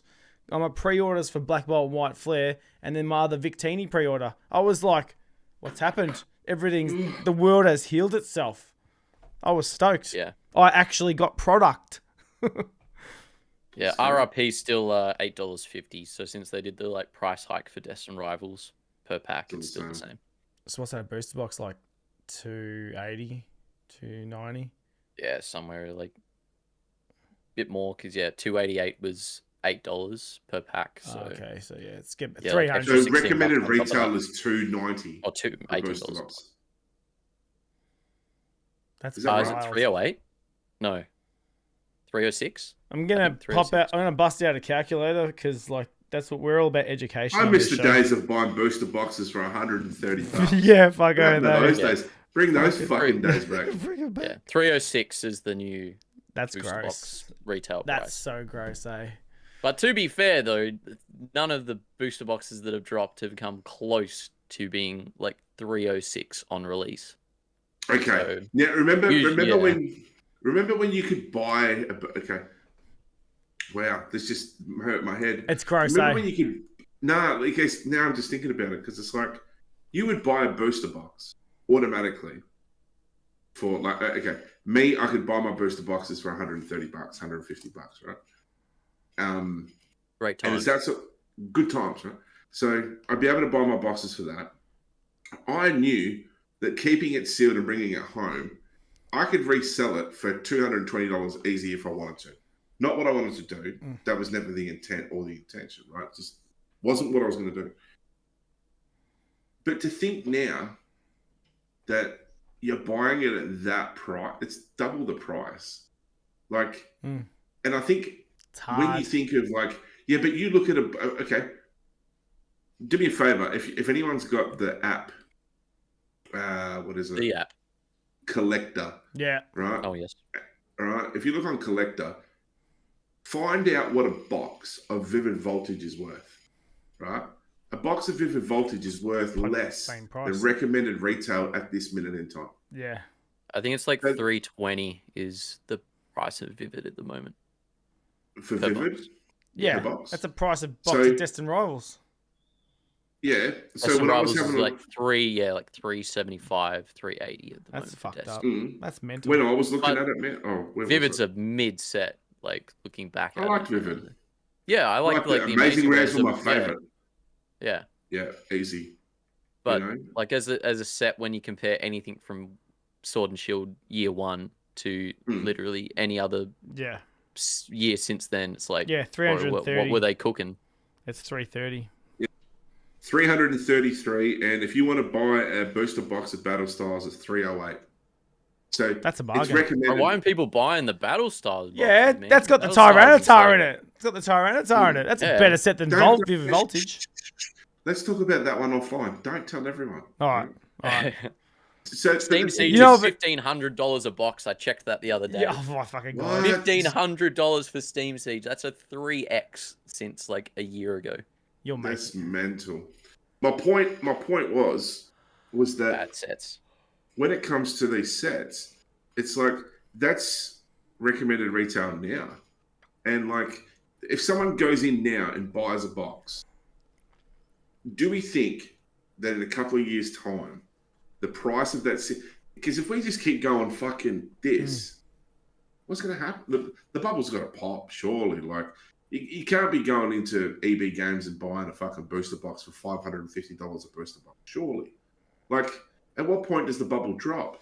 It's gone up really quickly because you're right. Because we were only paying like $160 a booster box only 2 years ago. 2 years ago. Yeah, literally 2 Yeah. years ago it was $160. That's like, that's better than doubled. houses, mate. That's better than houses. It's doubled in price. That's better- It's doubled in price that's- just to buy. That's beat the S&P 500 and Bitcoin, mate. Like seriously. Crazy, man. Like, what do you do? Like, I just don't get it. And I don't see where to from here. Like, what are you going to buy a booster box? And the moment that you get it home now, it's a used car. Like, you're going to buy a booster box that's sealed in the shop. You get it home and it's only worth $250. Like, at what point is that market going to fucking turn that around? Like, that's crazy. It's kind of wild though that like these boxes are that expensive, but it turns you off collecting because when you go to collect a set, like for example, like you want to buy a few booster boxes to rip to get the set and then buy the singles, but you sort of look at it and you go, Jesus Christ, like it's cheaper for you just nearly to buy the master set, like you know what I mean? By the time you buy 3 100%, boxes, yeah. it's like now Absolutely it $1,000. is. So now you're like, okay, well, part of the fun, like you said before, is just ripping packs and enjoying that. Like, the gamble of it, are you going to get something, are you not? You don't know. But now you're like, if you just look at it from a financial standpoint, you go, all right, I'm a responsible adult with money. I'm probably just going to buy singles or the master, you know what I mean? Or just collect the cards I want. There's not, like, it's harder for you to go, oh yeah, I want to collect all friggin' 400 cards of this set now. Because it's too expensive just to buy a booster box. You know what I mean? So that element of just buying a box to open, or box or two, kind of is gone because, you know, $600 used to be like too much four boxes. upfront dollar risk compared to what Yeah, it used right? to be. It was like, It used to be able to get 4 I boxes for $600. Now it's 2 boxes, and you're like, well, the yeah, cards I would are always gone. recommend to master set. I'd be like, if you're gonna master set a set, it's like kind of financially okay. You can buy a case of every set. This was like even like 2023, This is like 2 years ago, yeah. early Yeah. 2024. I'd be like, you can buy a case, and then after you've opened that case, just buy the singles, Yeah. and you'll pretty much be where you're at for like the entire price of the master set. Yeah, 'Cause exactly. most of them are about like 1,500 to like 2K. Yeah. Somewhere in that By price. the time point. you sell your doubles or you trade and like you make it's Yeah. it's easier, yeah. So that was good. You get a little bit of ripping done. You might get the chase card. 6 boxes is a lot of packs, so that you can get the chase card, and then, you know, sometimes you'll whiff it and you'll have to get the more expensive ones. But if you get a decent couple of hits every once in a while for each set you're trying to complete, it's a good fun. But yeah, now, as you said, it's $400 for each box. You're paying $2,400 if you want to rip an entire case. The master set's probably worth around the same at, like 1.5 is usually like the average. Yeah. So it's like, well, why have I ripped all these packs when I could have just bought the whole set for? Well, I mean, there's like a lot of older sets that it's kind of the same for. But when you're talking about a set that's just come out, it's a little bit different. There's Shit, like- let me know when Darkness Ablaze reaches 1,500, would you? Oh, how much you got of that? Hey, How much no, is no, no, that? no. I'm just saying a master set. I mean, you could pick one of those up for like what, $400? Yeah. Yeah, that's like year one Sword and Shields, like. Yeah. But I know. anything I know what that's you mean. yeah, Yeah, anything with good cards in it. what's a master set of Evolving Skies going for now? That'd be up in the 4,000, 4, 5,000. 4.5, I think. I'd say last time. Because what's the Which is like only a little bit more than a booster box. So, question. That was going to be my question for you guys too. So when it comes to that's something I've never really understood when it comes to markets, right? Like I know this, it's like you got to look at each market as its own entity, right? Because that's what you're going off for comparison or whatever you're buying off against. So like with graded cards, you compare it to other graded cards, last sold, blah, blah, blah, blah, blah, whatever, right? Transactions that are happening within that facet of the hobby.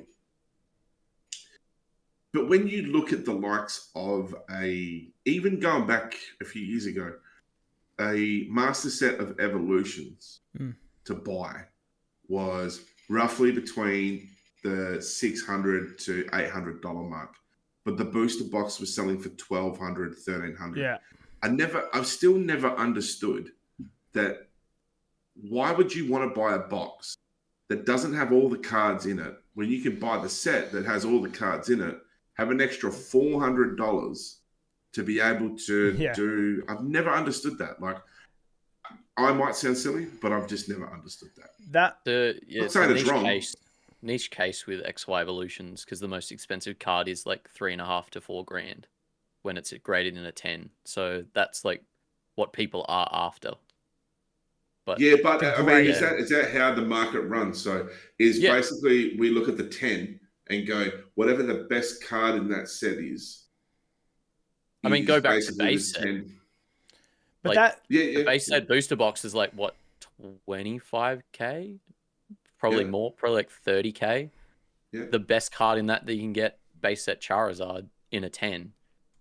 Like, what's it worth? That's like, it's probably not even close to the sealed booster box, but like, you know, the only thing that people ever want to hit out of that is to get the Charizard and have it be a 10. Yeah, but so then like, why buying is a booster box is a bit different because it's so limited as a sealed product compared to like isn't that XY evolutions. Isn't this just another way of just showing how the divide between actual collectors and then sneaker bros? Not I say sneaker bros just as investors, right? But like that's to me that always just seems like that's the big disconnect because the collectors collecting sets. Wait, let me rephrase all of that so it makes sense. People collecting sets are a different breed to the people obviously collecting for the value sort of thing, because people collecting sets don't give a fuck about the PSA 10 Charizard, but as much as they want. Yeah, it you depends know, on like the we all do. We all care. A lot of you get what I'm saying? Like there's a different breed of collectors is what I'm trying to listen. I had a point, but I forgot it. You know what I mean? Like, in the end of the day, like everybody that collects, like they know the value of the stuff that they've got. Like people care less about it, and they're like, I can appreciate these cards because I like to look at them. And then the bonus that they're also worth money is like, that's pretty good. But then you've got, people that only care about the money and they obviously have their own influence because it's, as you said, the Pokemon market's going crazy. It's better than S&P. It's better than all these other things. So at the moment, everything's going up. But at the end of the day, like, Diamond and Pearl? Yeah, Diamond and Pearl is pretty bussin'. That would be like a Spanish one or something, probably. Yeah, it looks like it. Yeah, click on that one. Diamante. Yeah. Yeah, Diamante and Parola. Yeah. But like it's like you say, like I was talking to Gabe about that ages ago, and he was saying, like a booster box is $1,200, but you get the whole set of evolutions for like $600-$700, and I'm like, makes no sense. And it's like, but that's what I'm saying. Like each of those entities are their own entity, right? So you've got the sealed genre, you've got the grading genre, you've got card collecting genre. Like so why does the card grade? Why do they trump it? Why does that trump it? Well, they don't trump it because let me tell you what trumps that is you've got to then give a raw price for the card to begin with in order for then the 10 to make a difference as far as what that's concerned. So it starts with the raw price. That all starts with those that are opening it to collect it. Yeah, but not so much the grading bros or the fucking seal collection. It's the one that the seal collection is determined by the 10, as Lotto just said to us. But the 10 is also determined. So if I've got this fucking whatever, right? This one here, I got a Misty's Lapras, right? But that's only worth what it's worth raw. Oh, so you can't say it. It's only worth what it's worth raw. But then whatever that's going to dictate is going to then be the 10, which is then going to help dictate the booster box. So it all starts at raw, right? That's pretty much the system. Yeah. Well, I guess you're saying that. Yeah, with the. But who then answer my question to this then? Who helps dictate that raw price? If, for example, and this is one thing I got confused of. When we look at the population report for VMAX Umbreons, right? And people go, oh, you know, there's X amount graded, this and that, yada, yada, yada. Why does it still fetch the price that it fetches? If we know that we've got 48,000 of them in the world, right? People have got some in their binders, but a booster box is $4.5 grand. How the fuck can, like, it doesn't, my brain just doesn't math with all of that. Like, it doesn't make sense. Yeah, it's like just a supply demand thing for that card. Like, everybody wants one, so yeah, but not everyone can afford one. Yeah, but obviously enough people have their hands on it. If there's that many rated in PSA 10, it's like, well, there's plenty around, and people. I know a couple of people that are still buying them at like the price they're at the moment, just because they want them. So if there's still enough floating around, then like, yeah, it's going to be at that price. I think the only thing that would change that would be, like, it's even like hard to tell. Like, if we go through a crash and then to see where the price of that card sits at is like the only way to tell how much that would actually be like worth. Because at the moment everybody wants that card. So if everybody wants that card, then the boost box price is going to be high, the raw price is going to be high, the graded price is going to be high no matter what. Because everybody loves that card. It's like the card at the moment. So yeah, it would take a market crash to have any idea of like where that card would actually sit as like a safe price, which is why I'm like not even buying that card at the moment unless it's for a good margin, because it's just so volatile. Like, it was at 4.6k a little while ago. Now I think it's like closer to 4, maybe like 3.6 to 4 is where it's at now. Like, yeah, people are just gonna want to get out of the hobby over the next little while, or they'll lose interest, and then there'll be more flooding the market, and then we'll see where it's actually sitting. But that kind of happened it's at just the a start hard of card. It's a very hard card. Yeah. Where like all the cards went down. Yeah. What card are you talking about? I fully missed out what card you were talking about, eh? I spaced out for a moment. Umbreon we were talking about. Oh, yeah, fucking, yeah. Were we? Jesus Christ. We were. I was fucking looking at shit here, and then I heard you talking. I'm like, what's he talking about? All right. What other fucking topics have we got, Joe? All right. I got this one happened. Well, this was something we talked about a while ago, and it came to fruition. So you might have seen this happen. You might even know what I'm talking about already. The ye old did you see this one? The CT scanned. Yeah. The CT the shadowless Charizard inside the CT scanned pack Pokemon base set heavy, going for a tasty 30,000 US. But Can I ask a question? What does a shadowless Charizard go for? Like standard ungraded? I don't know. It's probably depends. Like all of those cards are just. This is a first edition, isn't it? This is first edition, isn't it? Yeah. No, it would be a normal shadowless unless it says first edition. Oh, yeah, shadowless Charizard. Like a near mint copy of that's probably like close to 2k.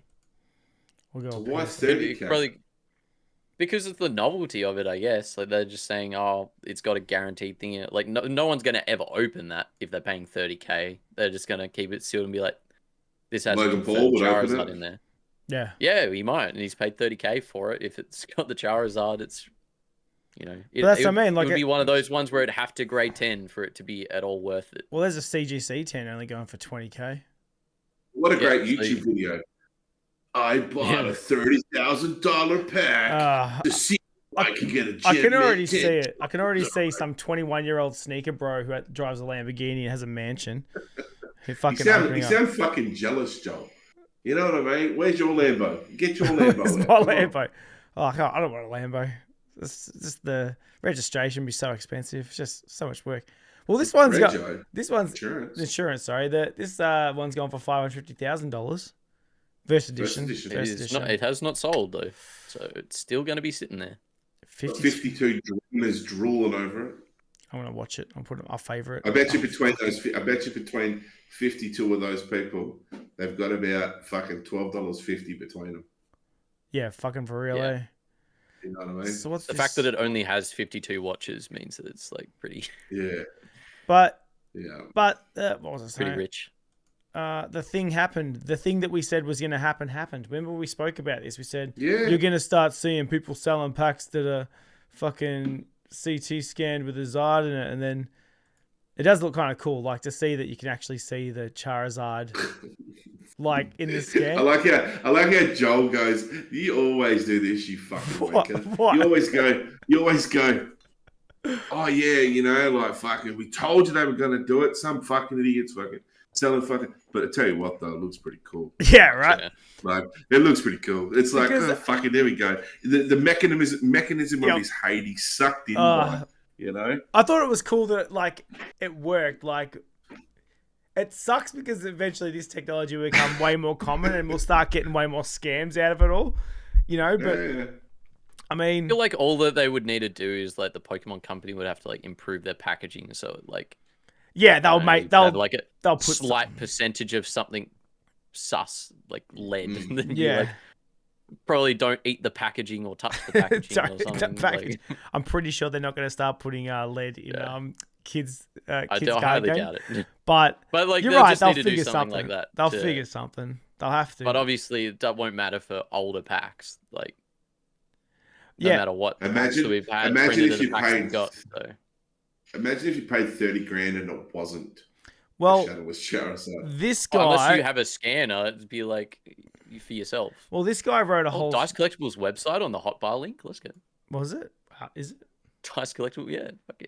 Oh, yeah, it's up there. We're up there. I think Harry's up there as well. Yeah, Harry's up there too. Stop looking at my shit.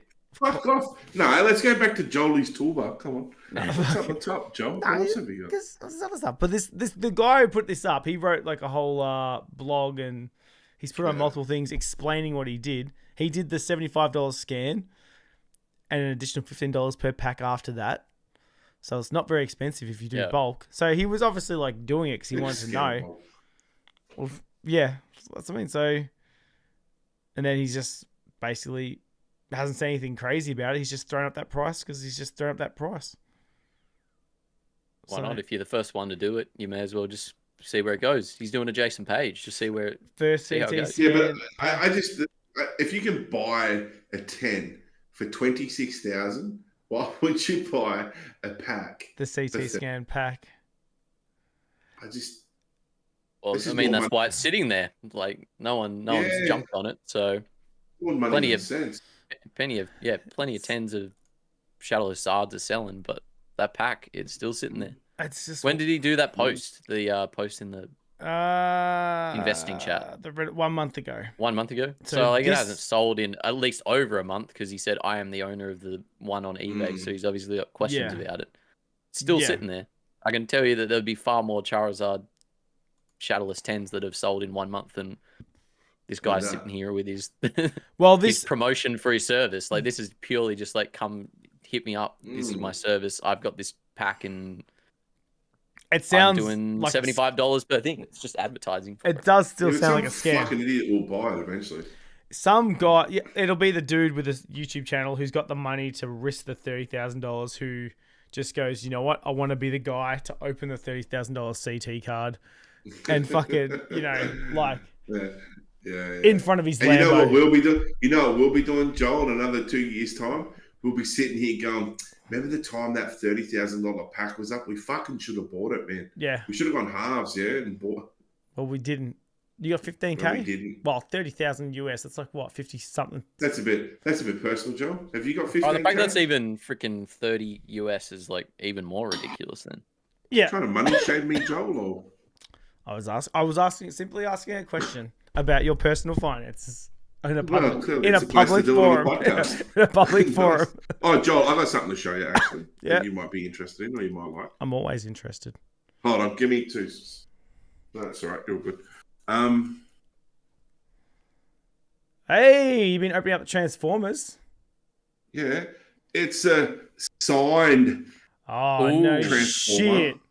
This guy actually pulled something It's a big. full You're signature the as first well. person. I know. Hey, no. One colour, His first though. name's- One colour, His first though. name's. Hopefully, his first name is Del. Is that Del Because if Beto? it's like, yeah, Del Beto. Uh-oh.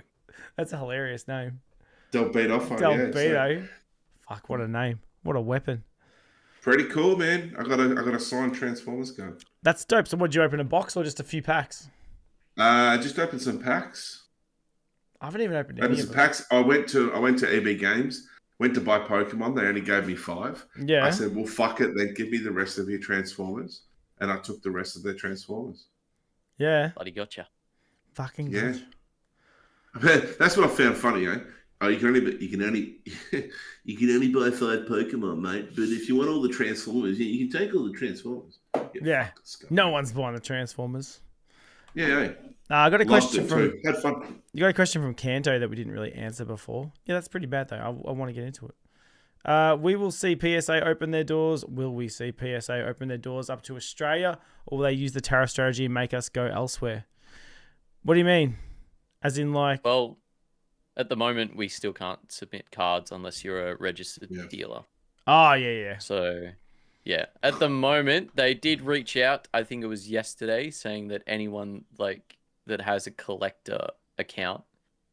So, I used to do PSA submissions for everybody and middleman like that. So I had the collector's subscription, to send it at a cheaper rate.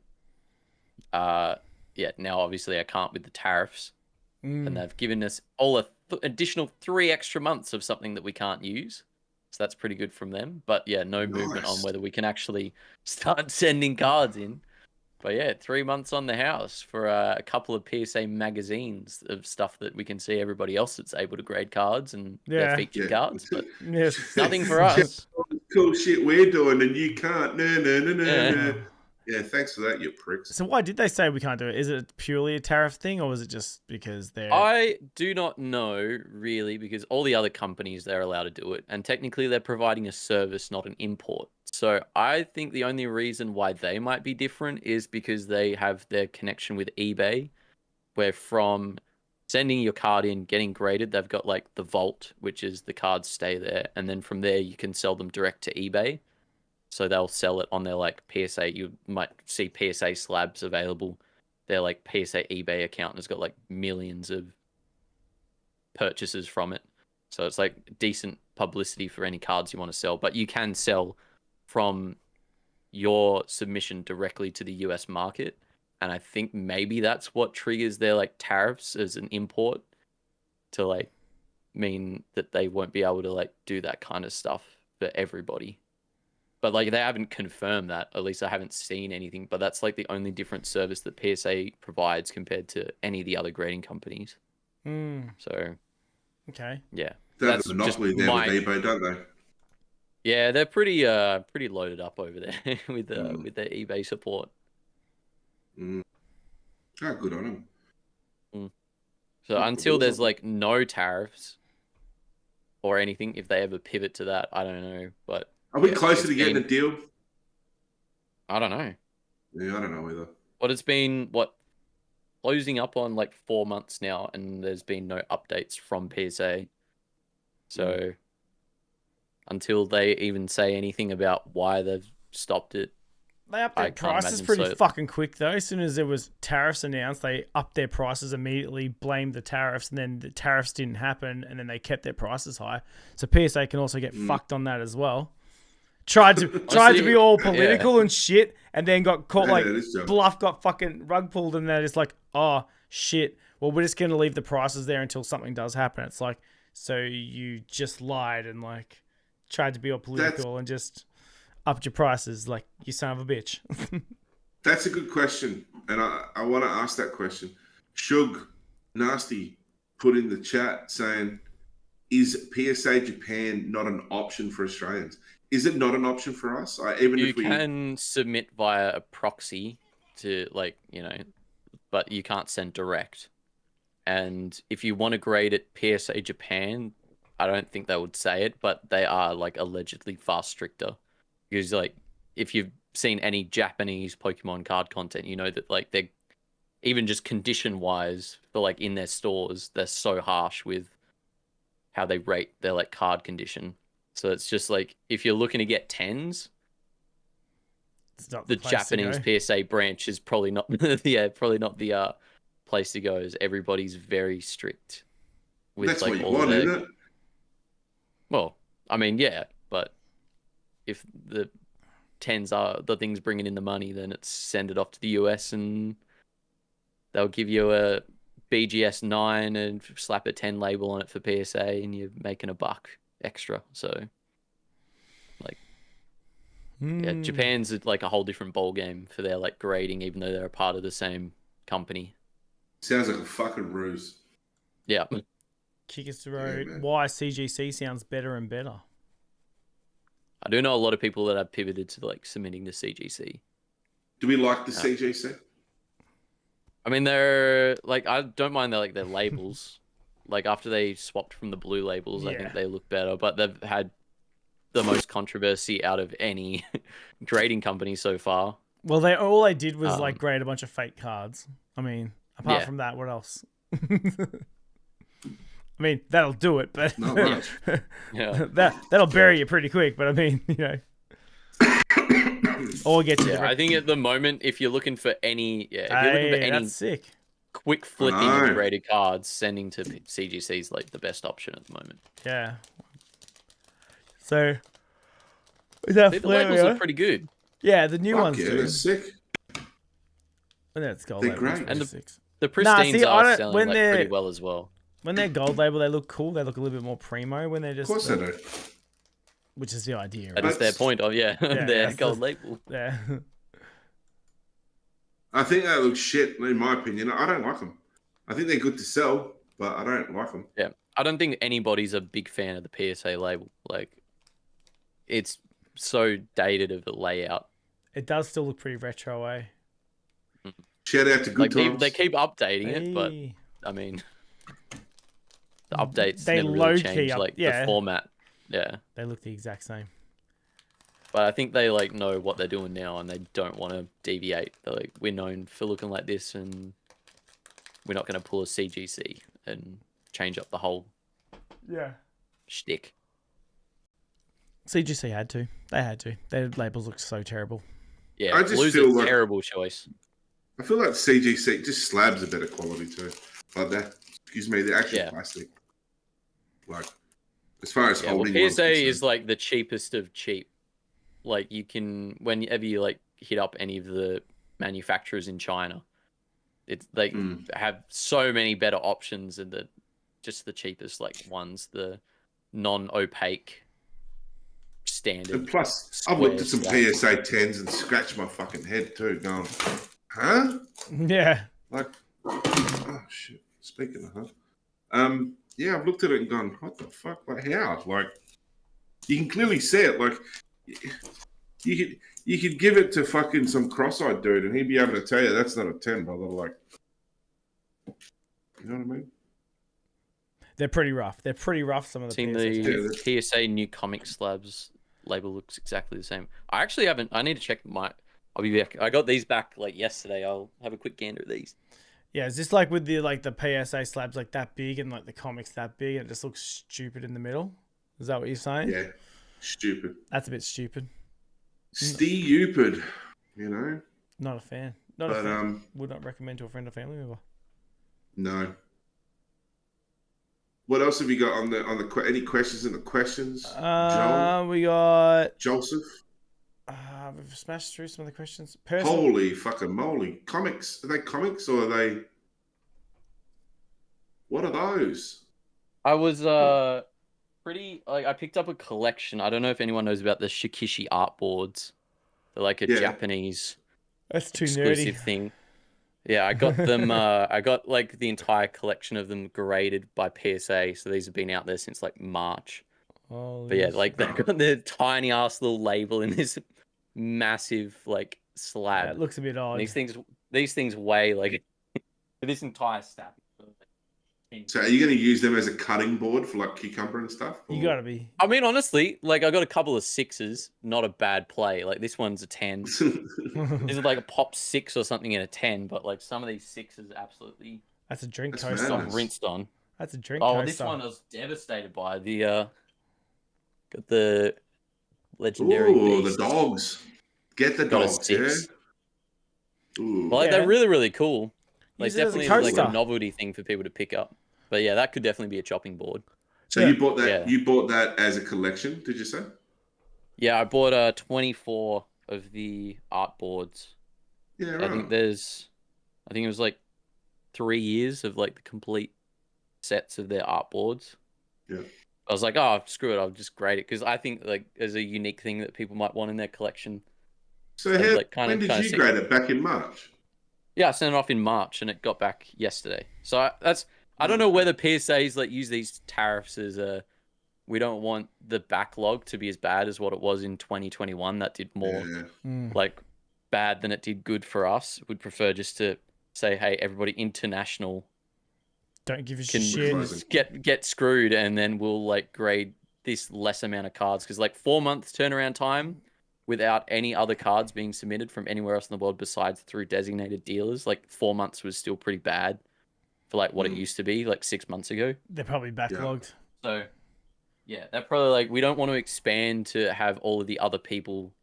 Like they had to outsource so many like places to start grading cards back in 2020, 2021. So they could actually get through all the cards that were being submitted. So where they're like, yeah, we'll just stop. I don't know how much, what percentage of their trades international, but it's probably like 50% at least. So they probably just said no. Just say no and then not have to worry about it. Yeah, I think they were all pretty sick. But yeah, but like the comic stuff, I think the comic designs of their slabs look pretty similar to this, but the labels like spread across a little bit more. So are they numbered, Lotto? Or are they like in sequencing, or like what's the go with the actual like? As in like for these specifically, or like how PSA's graded them, like with No, not how PSA, like the actual specific item. Like, are they like numbered or? So this one's like, it says artboard 3, so this is from their like 3rd series of artboards, and then it's number 4. So down the bottom, it'll give you the detail. You won't be able to see that on the camera, but yeah, it says NO.4. Yep. So then there's like, I think they did like 8. Well, it was an amount. There's an amount per like series that they did. Cool, man. Any Snorlaxes in there, bro? Or Only no Snorlaxes. I did get a Greninja that got a 10, and Ninetales that got a 10, and a Crobat that got a 10, and the Greninja's worth about 1k, which is kind of crazy as a 10. That's cool. So not a bad flip from a $24 art board to being worth about a k. Do you find it easy moving something like that? Like, have you got the right connect? Like, is that for your, first of all, is that for your personal collection, or is this something that you're looking to flip? No, I'll definitely like try and find that a home of somebody that actually likes Greninja. Yeah.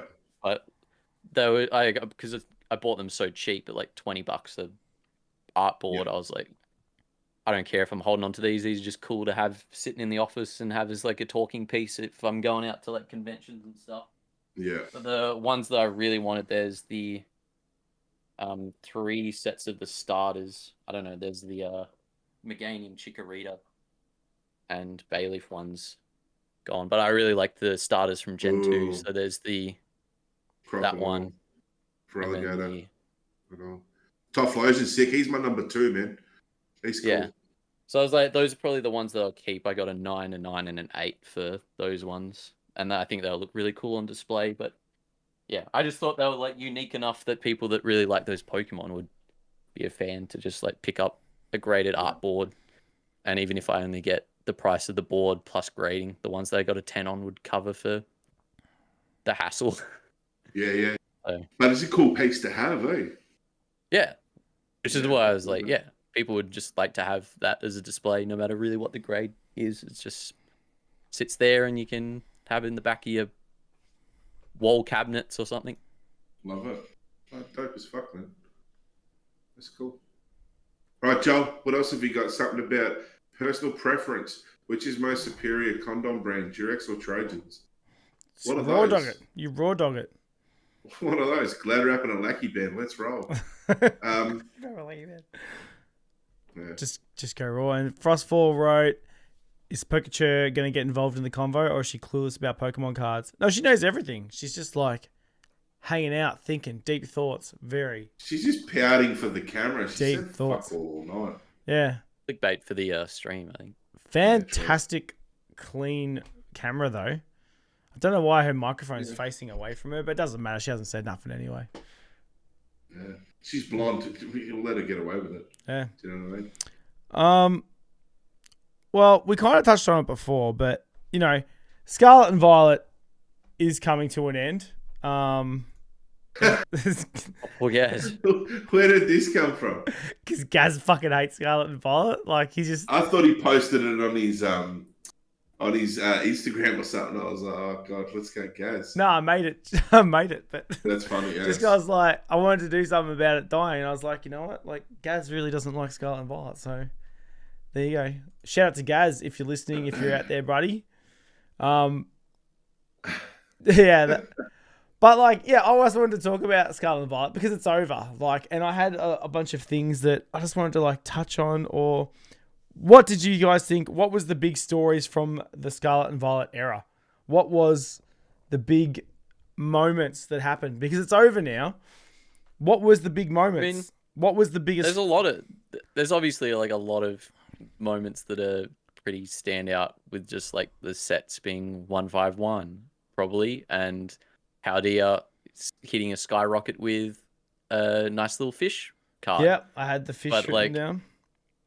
I think as like an entire bracket, I think it's pretty strong. Like they've pretty much taken all the good things that they learnt from Sword and Shield and they turned it into an entire era of Pokemon card sets. So besides Shrouded Fable being like mid, I think the entire... Mid's giving it a lot of credit. Yeah, like. yeah. I like Charizard. I like Charizard being where it should have been. At the bottom of the barrel, or what do you mean? No, I just mean that in the sense of like when we looked at Crown Zenith, there was like, I don't know, 5 or 6 Charizards or whatever it was in there. And then you had fucking Brilliant Stars had a few Charizards in there. And then you had Darkness Ablaze had a few Charizards in there. And Champion's Path, Charizard set. I felt with Paldea, with Scarlet and Violet, had opportunity for others to shine. And I think that it was good to see that it didn't like overtake the airwaves. Like I think I do think the fish was a big deal for sure. I think the fish was a big deal to see that do what it did, and still doing, you know, for something that wasn't even like, let's say, it wasn't even $100 at the start. No, like I mean, like the rarity. Like when you think of the rarity of some of these cards, like you know, gold. One thing I will say is that gold cards this era seemed like they were harder to pull than previous eras, but they didn't come with the value of what they were to pull. Yeah, that's so true. I didn't think about that, but they were a fucking prick to pull. I found that. There's not like too many gold cards of like previous eras that have like, besides like Crown Zenith having the big 4, the V-Star like V-Stars. Most golds, like I at Collect Fest the other Gold weekend, Snorlax, Chilling Reign. Yeah, that's probably like that was the highest, wasn't it? That you can think of, and that's come down to like $100, $90. So that's probably like the only outlier that I can think of. But yeah, I was buying heaps of golds from like Sword and Shield for like $7, $8 each. Yeah, they were cheap. And like these cards are like really, really cool. I found that they were pretty available too, like the golds at the time and the Sword and Shield. Like when I had to go buy and to finish my sets, like I found them or I pulled them, like you know. But then Scarlet and Violet has been like I'm still trying to finish Temporal Forces, and 2 of the last ones I got are golds. Like just they're not happening. They're not coming to me. It's fucking killing me. But yeah. No. I thought there were some fun sets to open, bro. I thought there were some fun sets to open. What do you reckon the well, it's hard to say now, but like the big story coming out of Sword and Shield was obviously the Umbreon by a long shot. what was the big hit? Is it the Magikarp? Because we've got a few cards now that are in the 500s range. But is the Magikarp going to be the card that we do just see boom and becomes a $1,000 card? I would say like Greninja's probably the most notable for me. Yeah. Greninja from Twilight. That was the first card that peaked, yeah, they got 400 hit, or above 400. Like I got it out of my first couple of boost boxes I opened for stock, and I sold it for 230, and then within like a couple of weeks it was up to like 400. That's like the first card for Scarlet and Violet that dropped that actually got to higher than a booster box price. I think maybe the Iono from Paldea might have been like just over $200 after it released, but it came down and now it's like $100. It's not even. I saw it the so other day. I mean, like for 80. Yeah. So like, it's fucking out of all the cards, like that was the first one that actually hit like a new level for me, and maybe might have been a sign of where we were going to go throughout the rest of the year. But then they dropped Shrouded Fatal straight after it. When the start of Scarlet and Violet was like one of the big stories was the trainers being the big cards as opposed to Pokemon. Because remember you had the Miriam was hot off the, and this was hot off the Japanese. Yeah, Miriam, Iono. Dendra, was it Dendra the other one? Yeah. Dendra was in, yeah. And then they all just like definitely was Japanese coded. Like what Iono was like close to 2K Australian in Clayburst. Yeah. So it's like, well, you know, when it comes out, people even in Japan are going to be like, I can't afford. This is probably like the only time where they're like, I can't afford the one in my set. I'm actually going to have to outsource, get like some. Where's that at now, Lotto, do you know? The Iono, I think is like 400. Japanese. So yeah. So it bottomed dropped down to pretty 20% of the value of where it's at. And people were paying for it. Yeah, they did do like big reprints of the set, so there was definitely going to be more available, but like the whole market died down. So not only was there a lot of stock, there's also less people wanting it. Do we think shiny sets are dead now? I think they just need to do better, like full art shinies.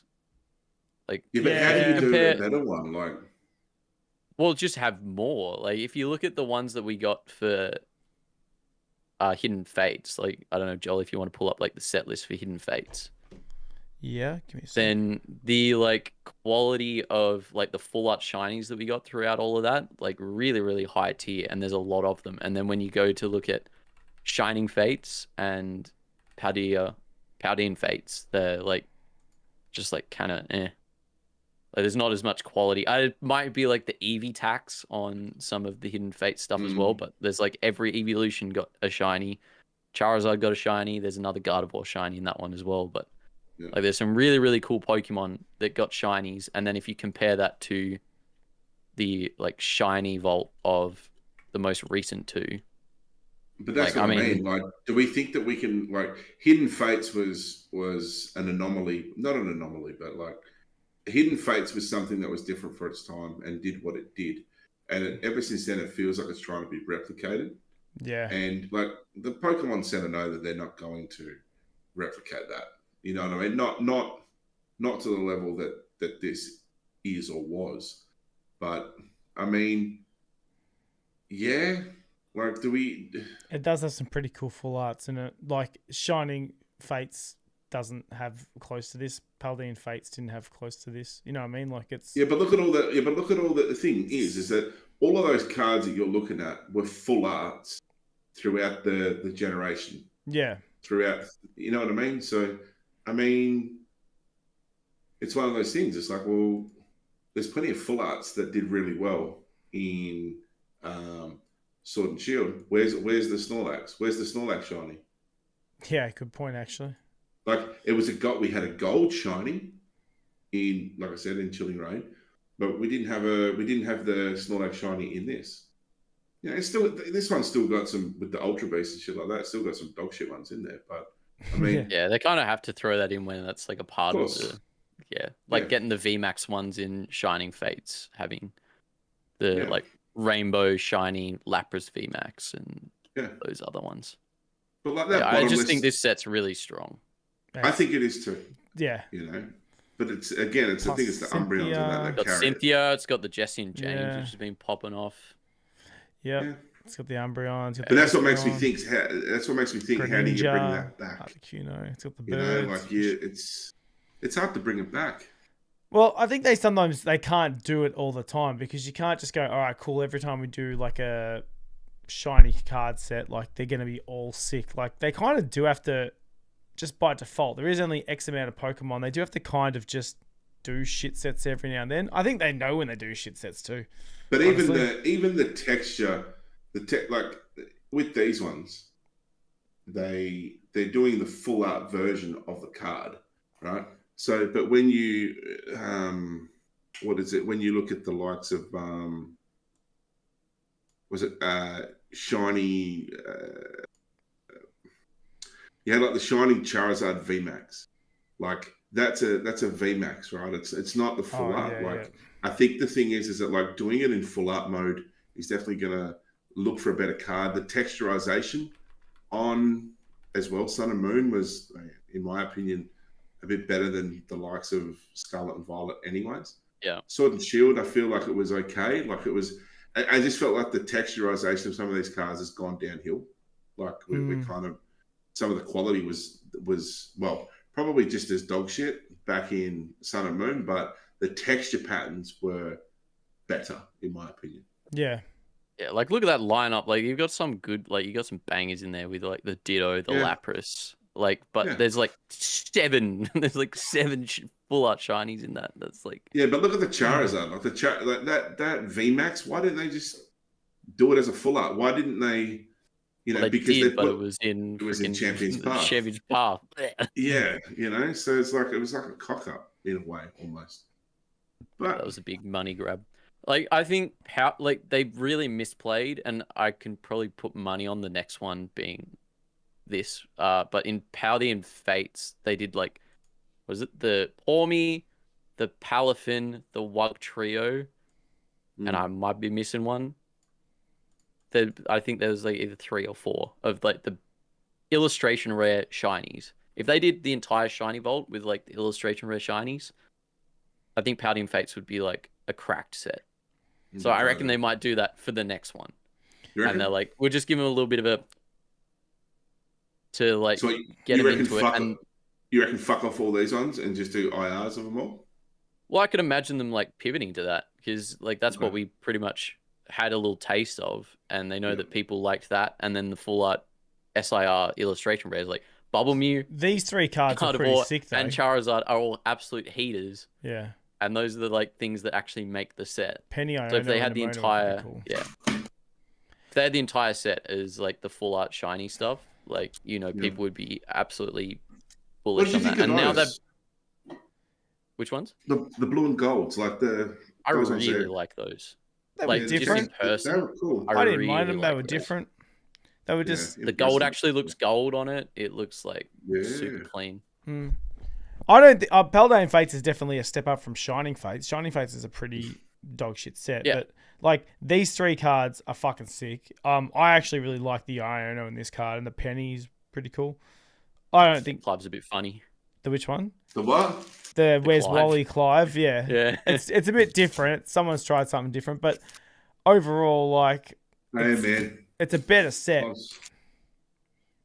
then you pull. And you can already see that with like the box price of like an ETB. Yeah, shout out to Clive. These full arts. Let's go. These full arts. This is like 230 a box for an ETB, and then Shining Fates, I think it's like still 150. Baby Shinies in this set are better too, right? You got like the Snorlax, you got the Raichu, you got like had some pretty Cypher, Scizor, sorry. Yeah. Scizor and Cypher. The Mimikyu. Yeah. This was like the Baby Shinies in this were a bit of a vibe. I liked it. I liked Paldean Fates. Kadabra, you had Abra and Kadabra, you had Pikachu. Oh, I got Pikachu, Raichu, yeah. Yeah, it's a very good set. Got the God of War. There you go. Slowpoke, Chameleon, Charmander. Yeah, you got like this set was definitely a stronger set. I would take this over a Shining Fates, although I still want to fucking get the Shining Fates Charizard one day. One day. You know, I pulled 2 Shining Fate Charizards in 1 ETB. Bullshit. That's Bang. sick. No, Deadly A. Like I bought a case, and I opened it all up, and I was down to my last ETB, and I was like, "Fuck, man, I need to pull this fucking Charizard." Opened it up, first pack, boom. I was like over the moon, and then I got 3/4 of the way through the last ETB that I was on, and pulled another one. I was like, "What the fuck?" Yeah. It was a moment, you know. I cried, the box cried, we all cried. It was just one of those. You know? I think Paldean Fates, probably apart from 151, was the best holiday set they had. 151 obviously will probably go down as being the best set of Scarlet and Violet era. Destined Rivals was pretty good. What do we reckon? What was the best set of Scarlet and Violet era? I think that's what we should have done, Joe. We should have ranked them. Okay. What was that? Yeah, we should have done a tier. Should have ranked them on the way out the door, you know? Oh, it's funny. Tier list. Isn't it funny you said that? Oh, I might have already. Here we go. Here we go, brother. There you go. You really have been busy. Look at you. I'm proud of you. Listen, today, I wanted to, you know. You really impressed me today. Thanks, man. I actually put in effort this week because I felt like I dropped the ball the last time. So, I pre-ranked these earlier. This is what I. Oh, okay. This is your list. This is what I thought. It's up to interpretation. I want the chat to get involved. I want you guys to let me know what you think. Honestly, if I was going to make the tier list, I would have just had 5, but there's 6 there. But this is what I thought. This is how I thought it panned out. Shrouded Fable obviously was pretty shit. Scarlet and Violet Obsidian were probably the weakest two. Not as shit as Shrouded. Stellar Crown down there, to be honest. Stellar Crown. What was the biggest hit in Stellar Crown? No, Stellar Crown. Bulbasaur. Stellar Crown had the Bulbasaur in it. It does have the Bulbasaur. And what was the other one? I don't know whether it's worth banking on those two. Like, if it's set comes down to the Bulbasaur and the Squirtle, like, Can we agree? I need to look at Stellar Crown again. Now that you've said Can we agree on the most underwhelming set out of this era? Ooh. What is your most underwhelming set of the era? I'm going to say... I mean, it would have to be Shrouded Fable. Like, no. Is that yours? Yeah. It shouldn't have been a thing. Like, there's no reason that product should have existed like an ETB. Can I say the most... Thank God Watto's not here. He would be fucking nailing you to a cross right now. He loves that set, You can fire me. Do you know what I think was the most disappointing set? Like, I don't know this. I think a lot of people felt this in general, but Prismatic Evolutions... I don't think... big letdown. Wasn't as... So what are we basing the tier on? That's my... Oh, okay. Just vibes, quality of the set. Vibes? Okay, cool. All of it, yeah. The vibe, the quality of the set, the hype of the set, like... just what was in the set. In the set. Look, if you're going to do that, you got to put Prismatic up the top. You have to. Like, what do you mean? It didn't have any IRs though. Like it was. I feel like as a set, they undercooked that like crazy. It's an Eevee set, man. It's got Master Balls, man. It's got all the hallmarks. Like the world lit on fire when Prismatic Evolutions was announced. How can you not say that it's it got lit on fire because Evolving Skies was such a 10 out of 10 set. Just because you didn't pull anything from it doesn't make it dog shit. It's true. It's got some very good cards in there. Like, I think out of all of them, like the Umbreon's pretty good. Like the overall fucking design of that Roaring card Moon is pretty good. I thought Roaring Moon, the Shinji Conda looks set. crazy. I think the Espeon looks really good. I think the Petrunt's probably like my favorite card. The Blood Moon Ursa Luna, really good. Overall, there's a lot of really good cards in the set. I don't think it's an S tier, but I think it's a good set. That's why I have it on the A tier. The art for the cards that people don't like the Pokemon of like that much, like Iron Hands looks really cool, but there's like not a lot of people that really love the Pokemon that got a lot of love in the art department. So I think overall the set is like I'd put it either high B or A. Got it. But like just the fact that they didn't have IRs when like the previous set that's similar because it wasn't a shiny set being Crown Zenith had 80 was it 80 something 80 Galarian Gallery cards. Yeah. And then you've shrunk it down to having I don't even know how many's in here. Is it like 30? I feel like there's around 30 higher tier cards. Was this the first set? Was this the first English set to ever receive Master Balls? Yeah. Got it. Sorry. Goated. I don't know whether Master Balls like are that. Goated. I don't know whether Master Balls like bring it up to a new high. Like there's something extra to chase, but it is just like a different holo. But that's the version thing, right? of the Now Pokeball. you've got Umbreon in a reverse, you've got it in a standard, you've got it in a Pokeball, and you've got it in an SIR. Sounds like effort. Sounds like more work, bro. It doesn't sound like yeah, but if you're like an Umbreon collector, and let's face it, if you're an Umbreon collector, you're a bit of a wanker, right?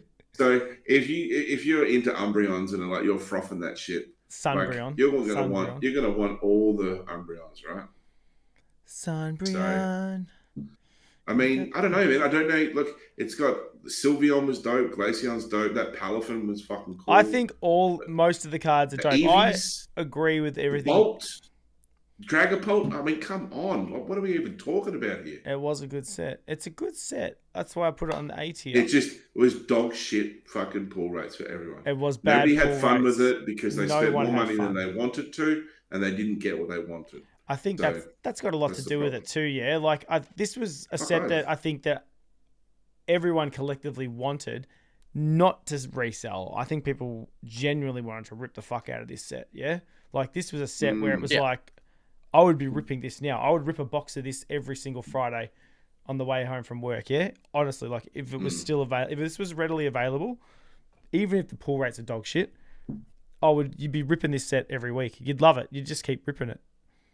But it just was hard to get. Heaps. It was too expensive.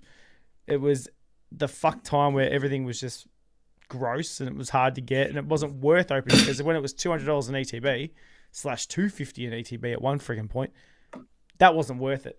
Especially when people were paying that and then getting nothing. They're like, I'm not going to buy another one.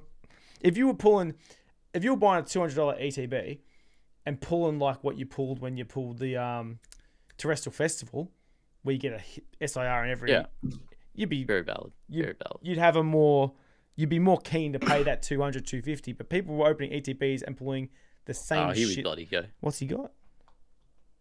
He's got it all. Did you get a God Pack?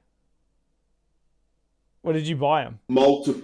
No, look, Jesus Christ, sugar and spice. Like all of them, Master Balls, fucking all the shit. This fucking got guy. all the shit. But this is the thing. Like, you know what, Joel? You had fun. I had fun. We met up in Perth. I we loved opened up some Terrestrial Festival. How much of a good set was it? I'm literally telling you right now, that was That's not English, one of by my the way. That's favorite, Japanese. my favorite Japanese sets that I've ever opened. I loved it. Right? So, Didn't get the how same can you vibe. say- Didn't get the same vibe. This is what the tier list is for. Didn't get the same vibe when oh shit, what did I just press? Didn't get the same vibe when I opened English. Yeah, because you weren't meant to. Weren't meant to. And then this was just stupid too. These were just what were Yeah, these? those were gay. I didn't appreciate those whatsoever. Yeah, they were They got the Janine speed in there. Pretty good. the what, sorry? Janine's Secret Janine Feet. speed. Janine's Secret Art. I mean, that's all right for that one, but this is just Missed out on the toes though. these are a bit goldy. Yeah, they were compared to the like Paldean Fates. Those were a bit. So, it was a good set. I don't know why I'm getting hassled by it not being a good set. I think it deserves to be an A. I think they whiffed on what they could have done. I had it as an A. overall. It is an A. That's where I put Yeah, it. but Harry wants to be at the I'll top of sit- the top of the top. He wants like I'll everything sit to there be. then. He wants a new tier. He wants prismatic tier up the top. Well, you want to know? Do you want to know how much I've opened of Prismatic? Yeah. 4 packs. Some. None whatsoever. I don't think I have either, actually. Fuck. Yeah, I think I've Couldn't opened get like it. 9 packs. Couldn't get a hold of got it. Nothing. Couldn't get a hold of it. That's what makes me say it's goated. And then when you look at the cards, it was I had so much fun opening Terrestrial Festival, man. And you know Like, what? it was such good fun. Diva's got a good point. The masks definitely let it down, too. The masks just... The masks They're dog shit. pretty uninspired. Exactly. Okay, all right. What's All right, worse? Prismatic. What's worse? What's worse? The masks or from Evolving Skies, the Golurk and the fucking... Bro, Duraludon's Duraludon's sick. a great card. It's a good card, and so is Yeah. the Duraludon, right? That's better than the masks, right? So even the shittest, like, alt arts in Evolving Skies are still better than like, you know, Yeah. Evolving Skies is an A tier. Agreed. You would have to put Prismatic under Evolving Skies. Hence the A tier. A is a very good set. It's just, it's not. But how can you put any IRs in there? I'd be like, that's an S tier set. But like they really, I think like, I think black and white needs to come off the board. I'm just saying. I think it's I too could early. probably put it down, drop it down. I did throw this up pretty quick, this Arvo. I think it's still too early. Do you think? Well, I think 151 S tier. I don't. With his even your S tier for Destined Rivals, still disagree. yeah, I I think like liked- Paldea and like Paradox Rift are like better sets overall. Do you think Destined Rivals was overhyped? I believe it was kind of overhyped, Yeah. but I Yep. still like the set. I think it's a pretty cool set. It's a great set. I really like it. You got into the hype and it was available. I didn't even get it. Yeah, I think the vibes on Destined Rivals are like there's some really great cards and they've like, but it's probably given like the same as like Prismatic that they whiffed on some of the stuff that they definitely should have done. Like they didn't like knock it out of the park. We could just sit and discuss everything around everything here, but let's put these motherfuckers in positions. So yeah, okay. 151. Hold on, 151. Yeah. S. I think it's S tier. I think it was awesome. I thought it was something that brought it back. So yeah, I'm happy I think with they it gave there. that enough love for. No one's got anything what bad it to should say have about been. 151. I'm going to go out on a limb and say I think Paldea Evolve needs to come up. Only reason I Really? say that is I feel Only reason I say that is to say this. I think that the introduction of IRs into the way that they've done them into the TCG, we'd seen them as trainer galleries. We'd seen them as what was the other version they tried to do? Galarian Gallery. Yeah, but they also had the ones in Cosmic Eclipse towards the end. We call them secret rares. Those are just like character rares. Character rares. Like we kind of alluded into it with the full art kind of like, you know, looking card. So I think the Paldea Evolved is good. I think if you're going to turn around and say the Magikarp changed the game, then I mean you're gonna have to put. You know, that up a there, lot of people in my really opinion. like Paldea Evolved, right? And I don't remember really thinking much of it. So let me just quickly refresh. sorry to go off the thing because I don't remember it being so fantastic. Yeah, it had the most amount of IRs, I think, up until the likes of Black and White, right? I mean, I think so. It would probably be around there. God, I quite have a the few. case. Yeah, of this. it's got like the secret rares and stuff that are in here is like really, really strong as well. Like It does. Yeah, you had all the starters. Oh yeah. and then the Heracross Marill was there. sick, You've got the Magikarp. Kamikaze Kamiya, the Raichu. and then So did the Rattata? Tinker Tough Oh line. yeah, Trinitar was in there. Even the author. The Flamigo, just shout out. The Mouse Hold was a sick card too. Oh, that's like probably one of the best ones in the set. I think the Rookie D is pretty slept on as well. The Yeah, left that's of that cool. one. All right. Full arts and the trainers are a bit Oh, like, yeah. hey, how's it going? But then Oh yeah, I bought this The card. Wei Chin was sick. I like the yeah, Chi. the Chiyu by Akira Egawa. I sold that. I'm bummed about that. I had that and I sold it. I think I had the Skelly Dirge and the Chiyu. I sold that. I had the Quaquaval. I sold that. I had the Chin Pow. I sold that. I had the Tinkerton. I sold that. Fuck, I had a lot of them. I had the Squawkabilly. I sold that. I had the Boss's Orders. I sold that. I reckon I nearly could have master setted Paldea. This is actually hurting my feelings now that I'm all looking at it. It's making me sad. Because I had a lot. Crusher. Yeah, but count know. those IRs. How many's in a row? What do you got there? 6? You got 6 in a row. So Yeah, 1, 2, 3, 4, 5, 6. 6. Call it So- 6. 36 of the But IRs. 24. 36 of the bangers. No, sorry. Yeah. Yeah, and then you had there's a few SIRs actually. Yeah. It is a pretty big set actually. All right. It is a pretty good set. Now that I'm looking at it and seeing it all Yeah, there. if you enjoy Scarlet and Violet, like you It's a really good like this set. set. Same as Paradox Rift. I If just- you really like Scarlet and Violet, Paradox Rift I is like your really jam. did not like. I'll tell you what I really hated about the Scarlet and Violet era. First of all, these fucking The full Terrors. arts, they're fucking stupid. And I really just didn't vibe just the full arts in general. They looked really like poorly. I found Yeah, that there's only a couple that are good. Yeah. I found that what they did was the difference between when you look at the likes of Scarlet and Violet versus Sword and Shield, they changed how they did the hard lines. So like a lot of their hard line artwork was done a bit darker, but what they did with this one was that like they outlined it in like the how would you say, like the opposing color. Yeah. So like the outlines were just like opposing colors. You know? Yeah, I don't think I've ever looked at these as like a whole and been like, they all have like a greeny, like a cyan.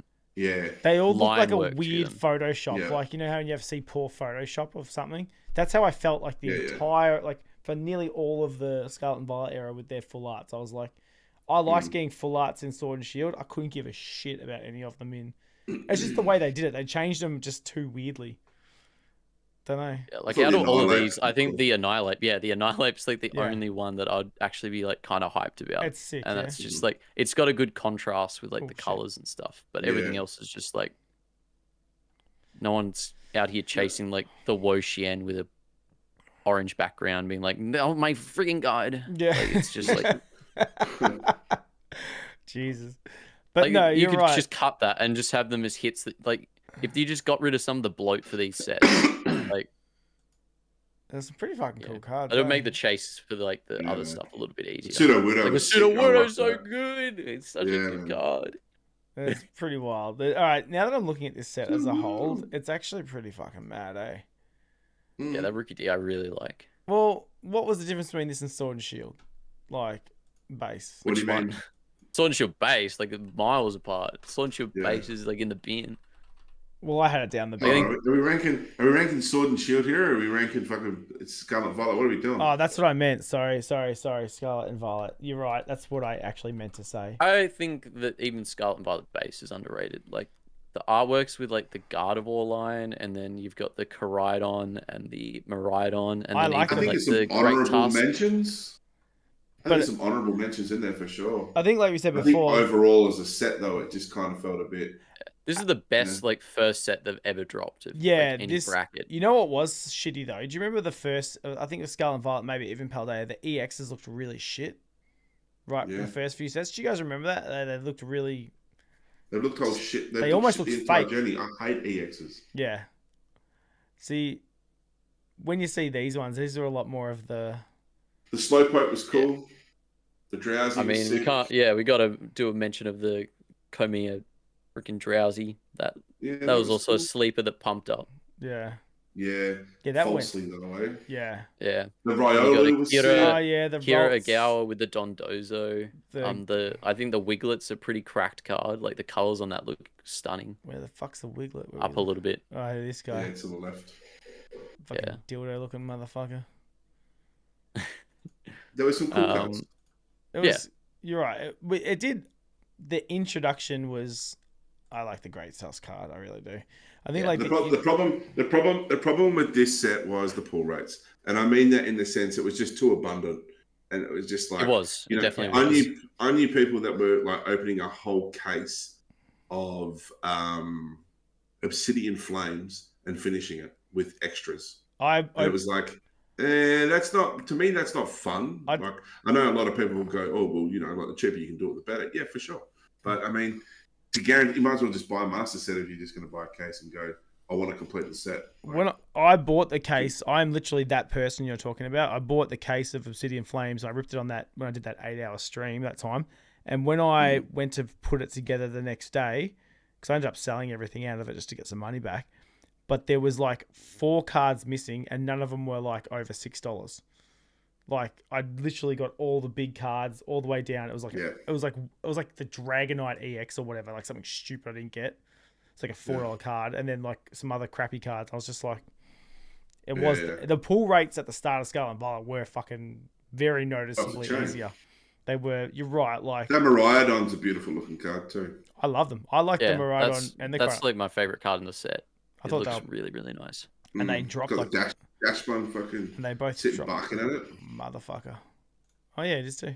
Never even noticed that. Literally never even noticed that. But yeah, like it. And then the Miriam was like the big expensive one at the start, and then it dropped like a sack of shit. It's like $30 now, I think. Yeah, it's fuck Yeah, like all, but 45-ish. Yeah. Yeah. The whole Guardi line, I think, is like really, really iconic. it's Yeah. expensive as well. It's good. But yeah, so Yeah, those art rares are still pretty pricey as well. Right, Joel. 40, 50. all right, Let's get back to this tier list, brother, because All I'm gonna bounce soon. Oh, you're crashing? That's all good, bro. Well, Yeah, I've been up since stupid morning, so all I right, need to... let's do. I'm up for Pokelotto Evolved. Where else do you put him? What else? I'd be moving like Scarlet and Violet base up to like probably like B. I'd move Paradox Really? up to A, and I'd move Surging. Really? You reckon? Maybe I'd move Journey Together down to C. People Would didn't like. put People didn't like Journey Together, eh? Like Journey Together kind of got. I would move Twilight up to B at least, Had the Greninja, eh? Didn't it? and I would put Surging Sparks down to C. Yeah, that's what. Surging was a bit overhyped, eh? I would actually, in my opinion, I would put Obsidian Flames down to F. You reckon it was that bad? You reckon it was as Yeah, bad as Fable? I don't think it was. I feel like it was a rushed thought. I feel like It was very Zard heavy. Let's pump it. Let's pump a Charizard set out, you know, and it just felt like, like I felt like, because when you think about it, Scarlet and Violet came out. There was an abundance of it, right? People couldn't even fucking sell it at one point. Yeah. So it was like that was in the store. Then they had Paldea Evolved that followed up. And it was like people were like, yeah, this wasn't doing so well, so we're not going to heavily invest in this. And then the Charizard set was then pumped out. So it was sort of like almost they went, well, you know, let's see how this goes. You know, like we're going to throw this out there. And people bought it, but it didn't, I don't feel like it set an incline. Like it just, people bought it and finished it and were like, okay, what's next? Because what was next was... 151. 151. So it kind of was like a filler in that spot, and I just felt like like there's some cool cards in there. Don't get me wrong. Like we're talking artwork. Like Cleffa was sick. There was Ninetales. Ninetales was dope. That was a good card. It had some cool cards. Gloom was dope. You know, but as far as like collectibility, it's just a very small set. It just wasn't really... It pretty much came out of one Japanese set. Like Ruler of the Black Flame is pretty much the exact carbon copy of Obsidian Flames, besides some like promos that they added into the set. Like Stellar Crown. I think that's why Stellar Crown needs to go down. It's like very small set. The only things that they did throw in were the promos of the Squirtle and the Bulbasaur from the like a promo box with all 3 base set starters that they dropped in Japan. And you don't think that's enough to like boost it up? I don't think so. Like, I'm happy for it to be in D, but I wouldn't put it in F. I think those 2 cards are like the only real redeeming factors about the set. And if we're talking about only 2 cards, does it really deserve to be much higher than D? I think Destin needs to go down to B. You didn't think it was that good? I thought it was one of the strongest sets. And I think there's like some real heat in Destin. I think it's an A. Yeah. I don't think it's bad. It's just more along the lines of like, I don't think we can put Black Bolt and White Flare in A. I just don't think we can. You reckon? I mean, I'm biased. I'd put it up there. I'd think it'd be the... Yeah, look, I mean, only because it's new. I would like to see what it would do in time, but at the moment, like, I just wouldn't put it on that list, in my opinion. Like, if you're going to measure if you look at the artwork of that set, or each set, I'd be like, this is the best that we've seen of the entire bracket so far. And it's probably just the like abundance of how many IRs there are. But if you look through the sets, you get like picking out cards that you haven't even seen before, and you're like, that's super sick. This is super sick. I found it a lot of filler. If you have the ETB booklet and you go through, and I was like, bang, bang, bang. They all look really good, but I'm biased because I really like Gen 5. So. Yeah, I just found it a lot of filler. Like, I just thought that at the end of the day, like, it's almost like Oprah, you know? Yeah. You get an IR. You get an IR. Everyone's just got a fucking IR. It was like, what the hell? Like, yeah, big set. But then if you look at it, then you've only got, what, a couple of full arts? Yeah. You know, the big chase ones are at least, like, really big. Like, they didn't whiff on maybe, like, Excadrill. It's probably like, the only one that's a bit, like, okay. Do you know what I mean? But, like, But even still, like, there's not much in the back end, is there? It's pretty IR heavy. There's like 100 and something odd IRs. Yeah, but it's like opening up a Shining set, and it's like they've just replaced the Shinings with the entire thing. But it is something that they just haven't done before until now. They're like, if 151 was all, they had like an IR for every single 151 Pokemon, would you be like, all right, this is like an S tier set? I think you'd be like, this is probably the best set that they would have ever dropped. I get what you're saying with the nostalgia factor. I think like it being a Gen 5 enthusiast yourself, you would probably enjoy that more so than, you know, the ones that we're talking about. But I don't know, man. Like I feel like it doesn't really fit in with the theme. Like, oh, it definitely doesn't fit in with the theme. It's like a random ass set to have. Just like that's they what I threw mean. it on Like, at the end, yeah. Yeah, I don't know. I just, you know, we judge Shrouded Fable on that. You know. Well, yeah, but that's because it was like didn't need to be a thing, and it also sucked. Yeah, but like Shrouded Fable was a DLC, wasn't it, in the game? Yeah, but it was like it just should have been a part of like same as like Astral Radiance and Sword and Shield. That was an entire game. They had Legends. Oh, they had Legends Arceus, and they're like, all right, cool, we'll do a Legends set with all the like Hisui Pokemon. But did they bring all the black and white stuff back into the game with this one, Scarlet and Violet? Oh, they did nothing. That's why it's such a random, like a random. So thing. I mean, that's the thing. I just go, well, what does it really do? Yeah, but I'm like looking at the set list right now for like Black Bolt. I'm like, bro, this is like. If you like it, you like it. It just doesn't fit. It doesn't fit. It doesn't fit anywhere. And it's just like, well, how can you say the era of Scarlet and Violet and then talk about Gen 5? Like, I mean, I think it's. I said what I said. I think it's enough. Like, I just wouldn't put it. I just wouldn't put it there. I just really wouldn't. But that's again, it's biased opinion, and I think it's all biased because that's what a fucking tier list is, isn't it? Like, yeah, you know. Does one thing I will say that I was like, got it wrong. One thing I will say is I feel like Surging Sparks, man, was like one of those sets. It was like everyone was banking their left nut on it, man. They were so like, this has got to be good, man. It's going to be a Pikachu in it. It's going to be fucking sick. Like, and I'm so glad that it ended up being not as good.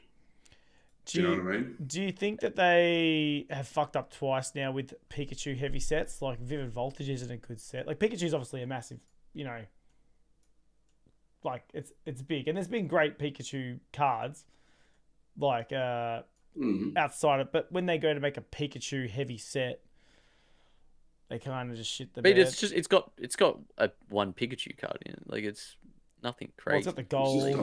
It's got the you know, well, they're putting him on the box, yeah. But no, but like, I mean, said, I guess aren't that great either. Now the Latias. Yeah, but okay. Now hold on. Yeah, IRs aren't that cool, right? But I mean, it's got all the hallmarks throughout the whole generation, right? So it's got a bunch of SIR trainers. It's got a bunch of golds. It's got a bunch of SIR Pokemon. It's got some trainer cards. It's got some full arts. It's got some terrestrial full arts. It's got some IR cards. So it's all the hallmarks of what you would want to see in a set, right? Like, I think this would be on like the same, like wherever Scarlet and Violet base is. Like I'd put this like next to it. I think it's like the IRs didn't really have any really crazy. That's slack off though. What? Take it easy, slack off. Look at you. Yeah. But also, I felt, especially by this time, I was like kind of getting over the IRs. Like I said before, the small person with the big thing. It's just like a lot of the same. Yeah. Well, then what's the difference between that and Destined Rivals? What's the difference between that and fucking the latest one, Black and White? Like, I mean, if you're sick of looking at fucking art rares, then why the fuck put Black and White up the top? I think it's got the most out of any of the entire Scarlet and Violet set. Yeah, but I think it's just like the hits. When you look at the hits and the big hits, it's and that's the difference. That's the difference. Hits are one, like pull rates are another thing. But like, this is what I'm saying with this tier list. Like, how the fuck do you judge? Like, Shaman was sick. Shaman was cool. Houndoom was sick. Ethan Softlosion's sick. These IRs are sick. These are clearly like infinitely better than what we just looked at. by a mile. They Like are. these are fantastic cards. Like multiple. Okay, what's Fantastic. And it gets cards. better with the SIRs as well. I didn't. Yeah, so? exactly. Are we right? just judging? And the are we judging just art rares? arts. Is this Scarlet and Violet art rare judging contest? What is this like?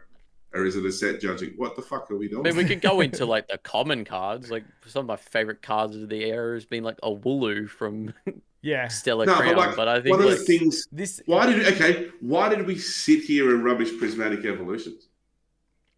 I don't think it had as many. You guys crazy or what? We didn't rubbish it. We put it on the A tier. Yeah, it's A tier. It's not. No, it's not. It's higher than that. If I'm honest, I think these SIRs look fucking cool. The Nido King's pretty dope. They're pretty sick. They're all sick. Nido King's my favorite. This might be one of the coolest in the era. Full stop. Yeah, it's they always do Cynthia and Garchomp very well. Fantastic card. Fantastic card. Fantastic card. Like there is multiple cards you would be happy to pull in this set. Like the Mewtwo, really? Yeah, really. I like the Mewtwo. Yeah, it's okay. It's grown on me. I like it. It's just he's angry. He's gonna put his balls in his face. I love it. It's a ballsy card. Yeah. The trainers are cool. These full arts finally got cool. They definitely could. They could have cut some bloat out of this. Like if they just had all the trainers in the background, like I think that would have been fine. Like having the other ones is like a bit of a whiff with the. Oh, you mean like these ones? Yeah, the ones that don't have like the trainer feature in the background. You didn't need them, which just I like. With the with the like megas that they're doing as well, they have the same like thing. But then like these, but it's just the Pokemon in the background. The Team Rockets, wheezing the Team Rocket. Like I don't know, man. This is a pretty cool set. I really rate. I really like the Zamazenta. Okay, rank it. Let's get out of here. Come on, John. All right, let's do it. We'll wrap it up. We'll wrap it up, lads. Where are we? Yeah, I'd put it high A. I'm gonna put it. Can you put it in the middle? You can't put it in the middle. I'm putting it on the top. I fucking love it. I usually go left to right with like highest of. So high A would be. High, like there. Yeah. There we go. All right. Are we happy with that, Harry? Is that your tier list? No. I'd put Paradox Rift up in A. Paradox was a good set. I thought it was good. But I'm at the point, Joel, where I don't give a fuck, and I'm just ready to finish it off. I'd put Temporal Forces down at like... Put wherever you want. Couldn't give a fuck right now. I'm done. All right, Aries ready for bed. All right, well... Yeah. All right. Well, that was fun. I'm glad I got a tier list happening. Yeah. So we'll wrap it up because 10:30. That's good. Perfect. No, you can keep going, man. I'll bounce. I don't mind. That's all right. I'm gonna go to bed anyway. I'm flying out tomorrow, bro. FIFO. Okay. FIFO. But no, it's 4. It was a good night. We discussed all we needed to discuss. Is there any ending plugs you want to give you guys as selves? I mean, I've rebranded since the last potty, so now you can go check us out at Dice Collectibles, wherever the hell you... except YouTube. Everywhere except YouTube, you can check us out at Dice Collectibles. Is Pokelotto on YouTube? Do you not have a YouTube channel? It's Pokelotto. I do, but it will soon be changing to Dice Collectibles. I just have to... I thought it already had. Nah, everything else so far, except that. Okay. Yeah. All right. We're getting there. Cool. Have you got any videos coming out on YouTube we need to know about, or like, is there anything happening? Oh, I've got a Temu sponsored ad video which I'm dropping, and then I've got some other videos in the works. Watto and I we filmed a video at Collect Fest. Oh yeah. So after he finishes doing all of his, if you've seen his new project of. He's doing big things, the old Watto. Yeah. He's making moves. He's making money moves. Shout out to Watto, yeah. Shout out to Watto, fucking legend, doing heaps of cool shit. Yeah. So that will be coming out, and then I'll do a short from the theft at the card show over the weekend. I think that's going to be a pretty fun video to make. So that will just be a short. So. Awesome, bro. Look forward to see it. Good stuff, bro. And well done on the rebrand and stuff. How do you feel the rebrand has it helped you? Is it? It feels a lot safer, to be fair. Pokelotto was definitely a very sketchy name to have as just a retailer in the space. So, and it gives me flexibility to not just be only Pokemon targeted, because we do a lot of One Piece. So Awesome. PokerShare disagrees. man. Just go hard. You got Yeah. I mean, good stuff. You want to plug yourself, Harry? No. Nah. Don't come see me. I don't care if you do or you don't. Just fuck off and leave me alone. Oh, it's No, I'm kidding. Hi. give me your likes and your views. No, I don't care. No, listen, look, in all honesty. No, not really. Like, I'm just doing my own thing, man, as I normally do. Just doing my gaming thing. Almost at 4K. So that's good fun. Yeah, we can't even see me anymore. Joel's too busy looking at his time clock thing. Sorry. Unbelievable. No, he always does this to me. Eh? When, you know why? Because he's zoning out. He doesn't give a fuck. No, on that note, good night. It went to the wrong. Bye. It went to the wrong screen. I probably should have told more people to don't like. care. I only got 17 So likes I on the don't care. videos, guys. Like the video. What the hell? Like the video on your way out. hell-y? It only got 17 likes.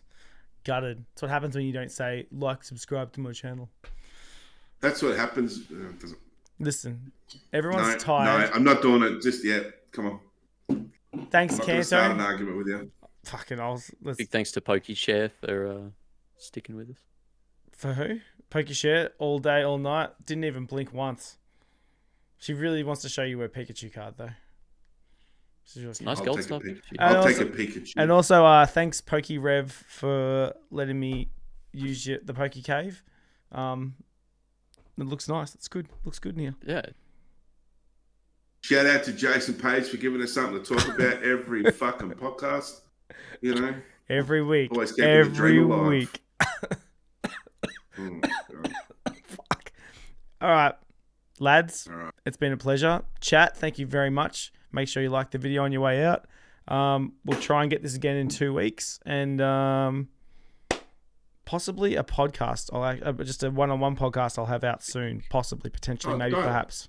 With Jason? Definitely not with Jason. With a local guy. Going for the locals. Pump up the Who's Aussie Jason? scene. Pump up the Aussie Jason down scene. the road. Yeah, some bloke at the bus stop.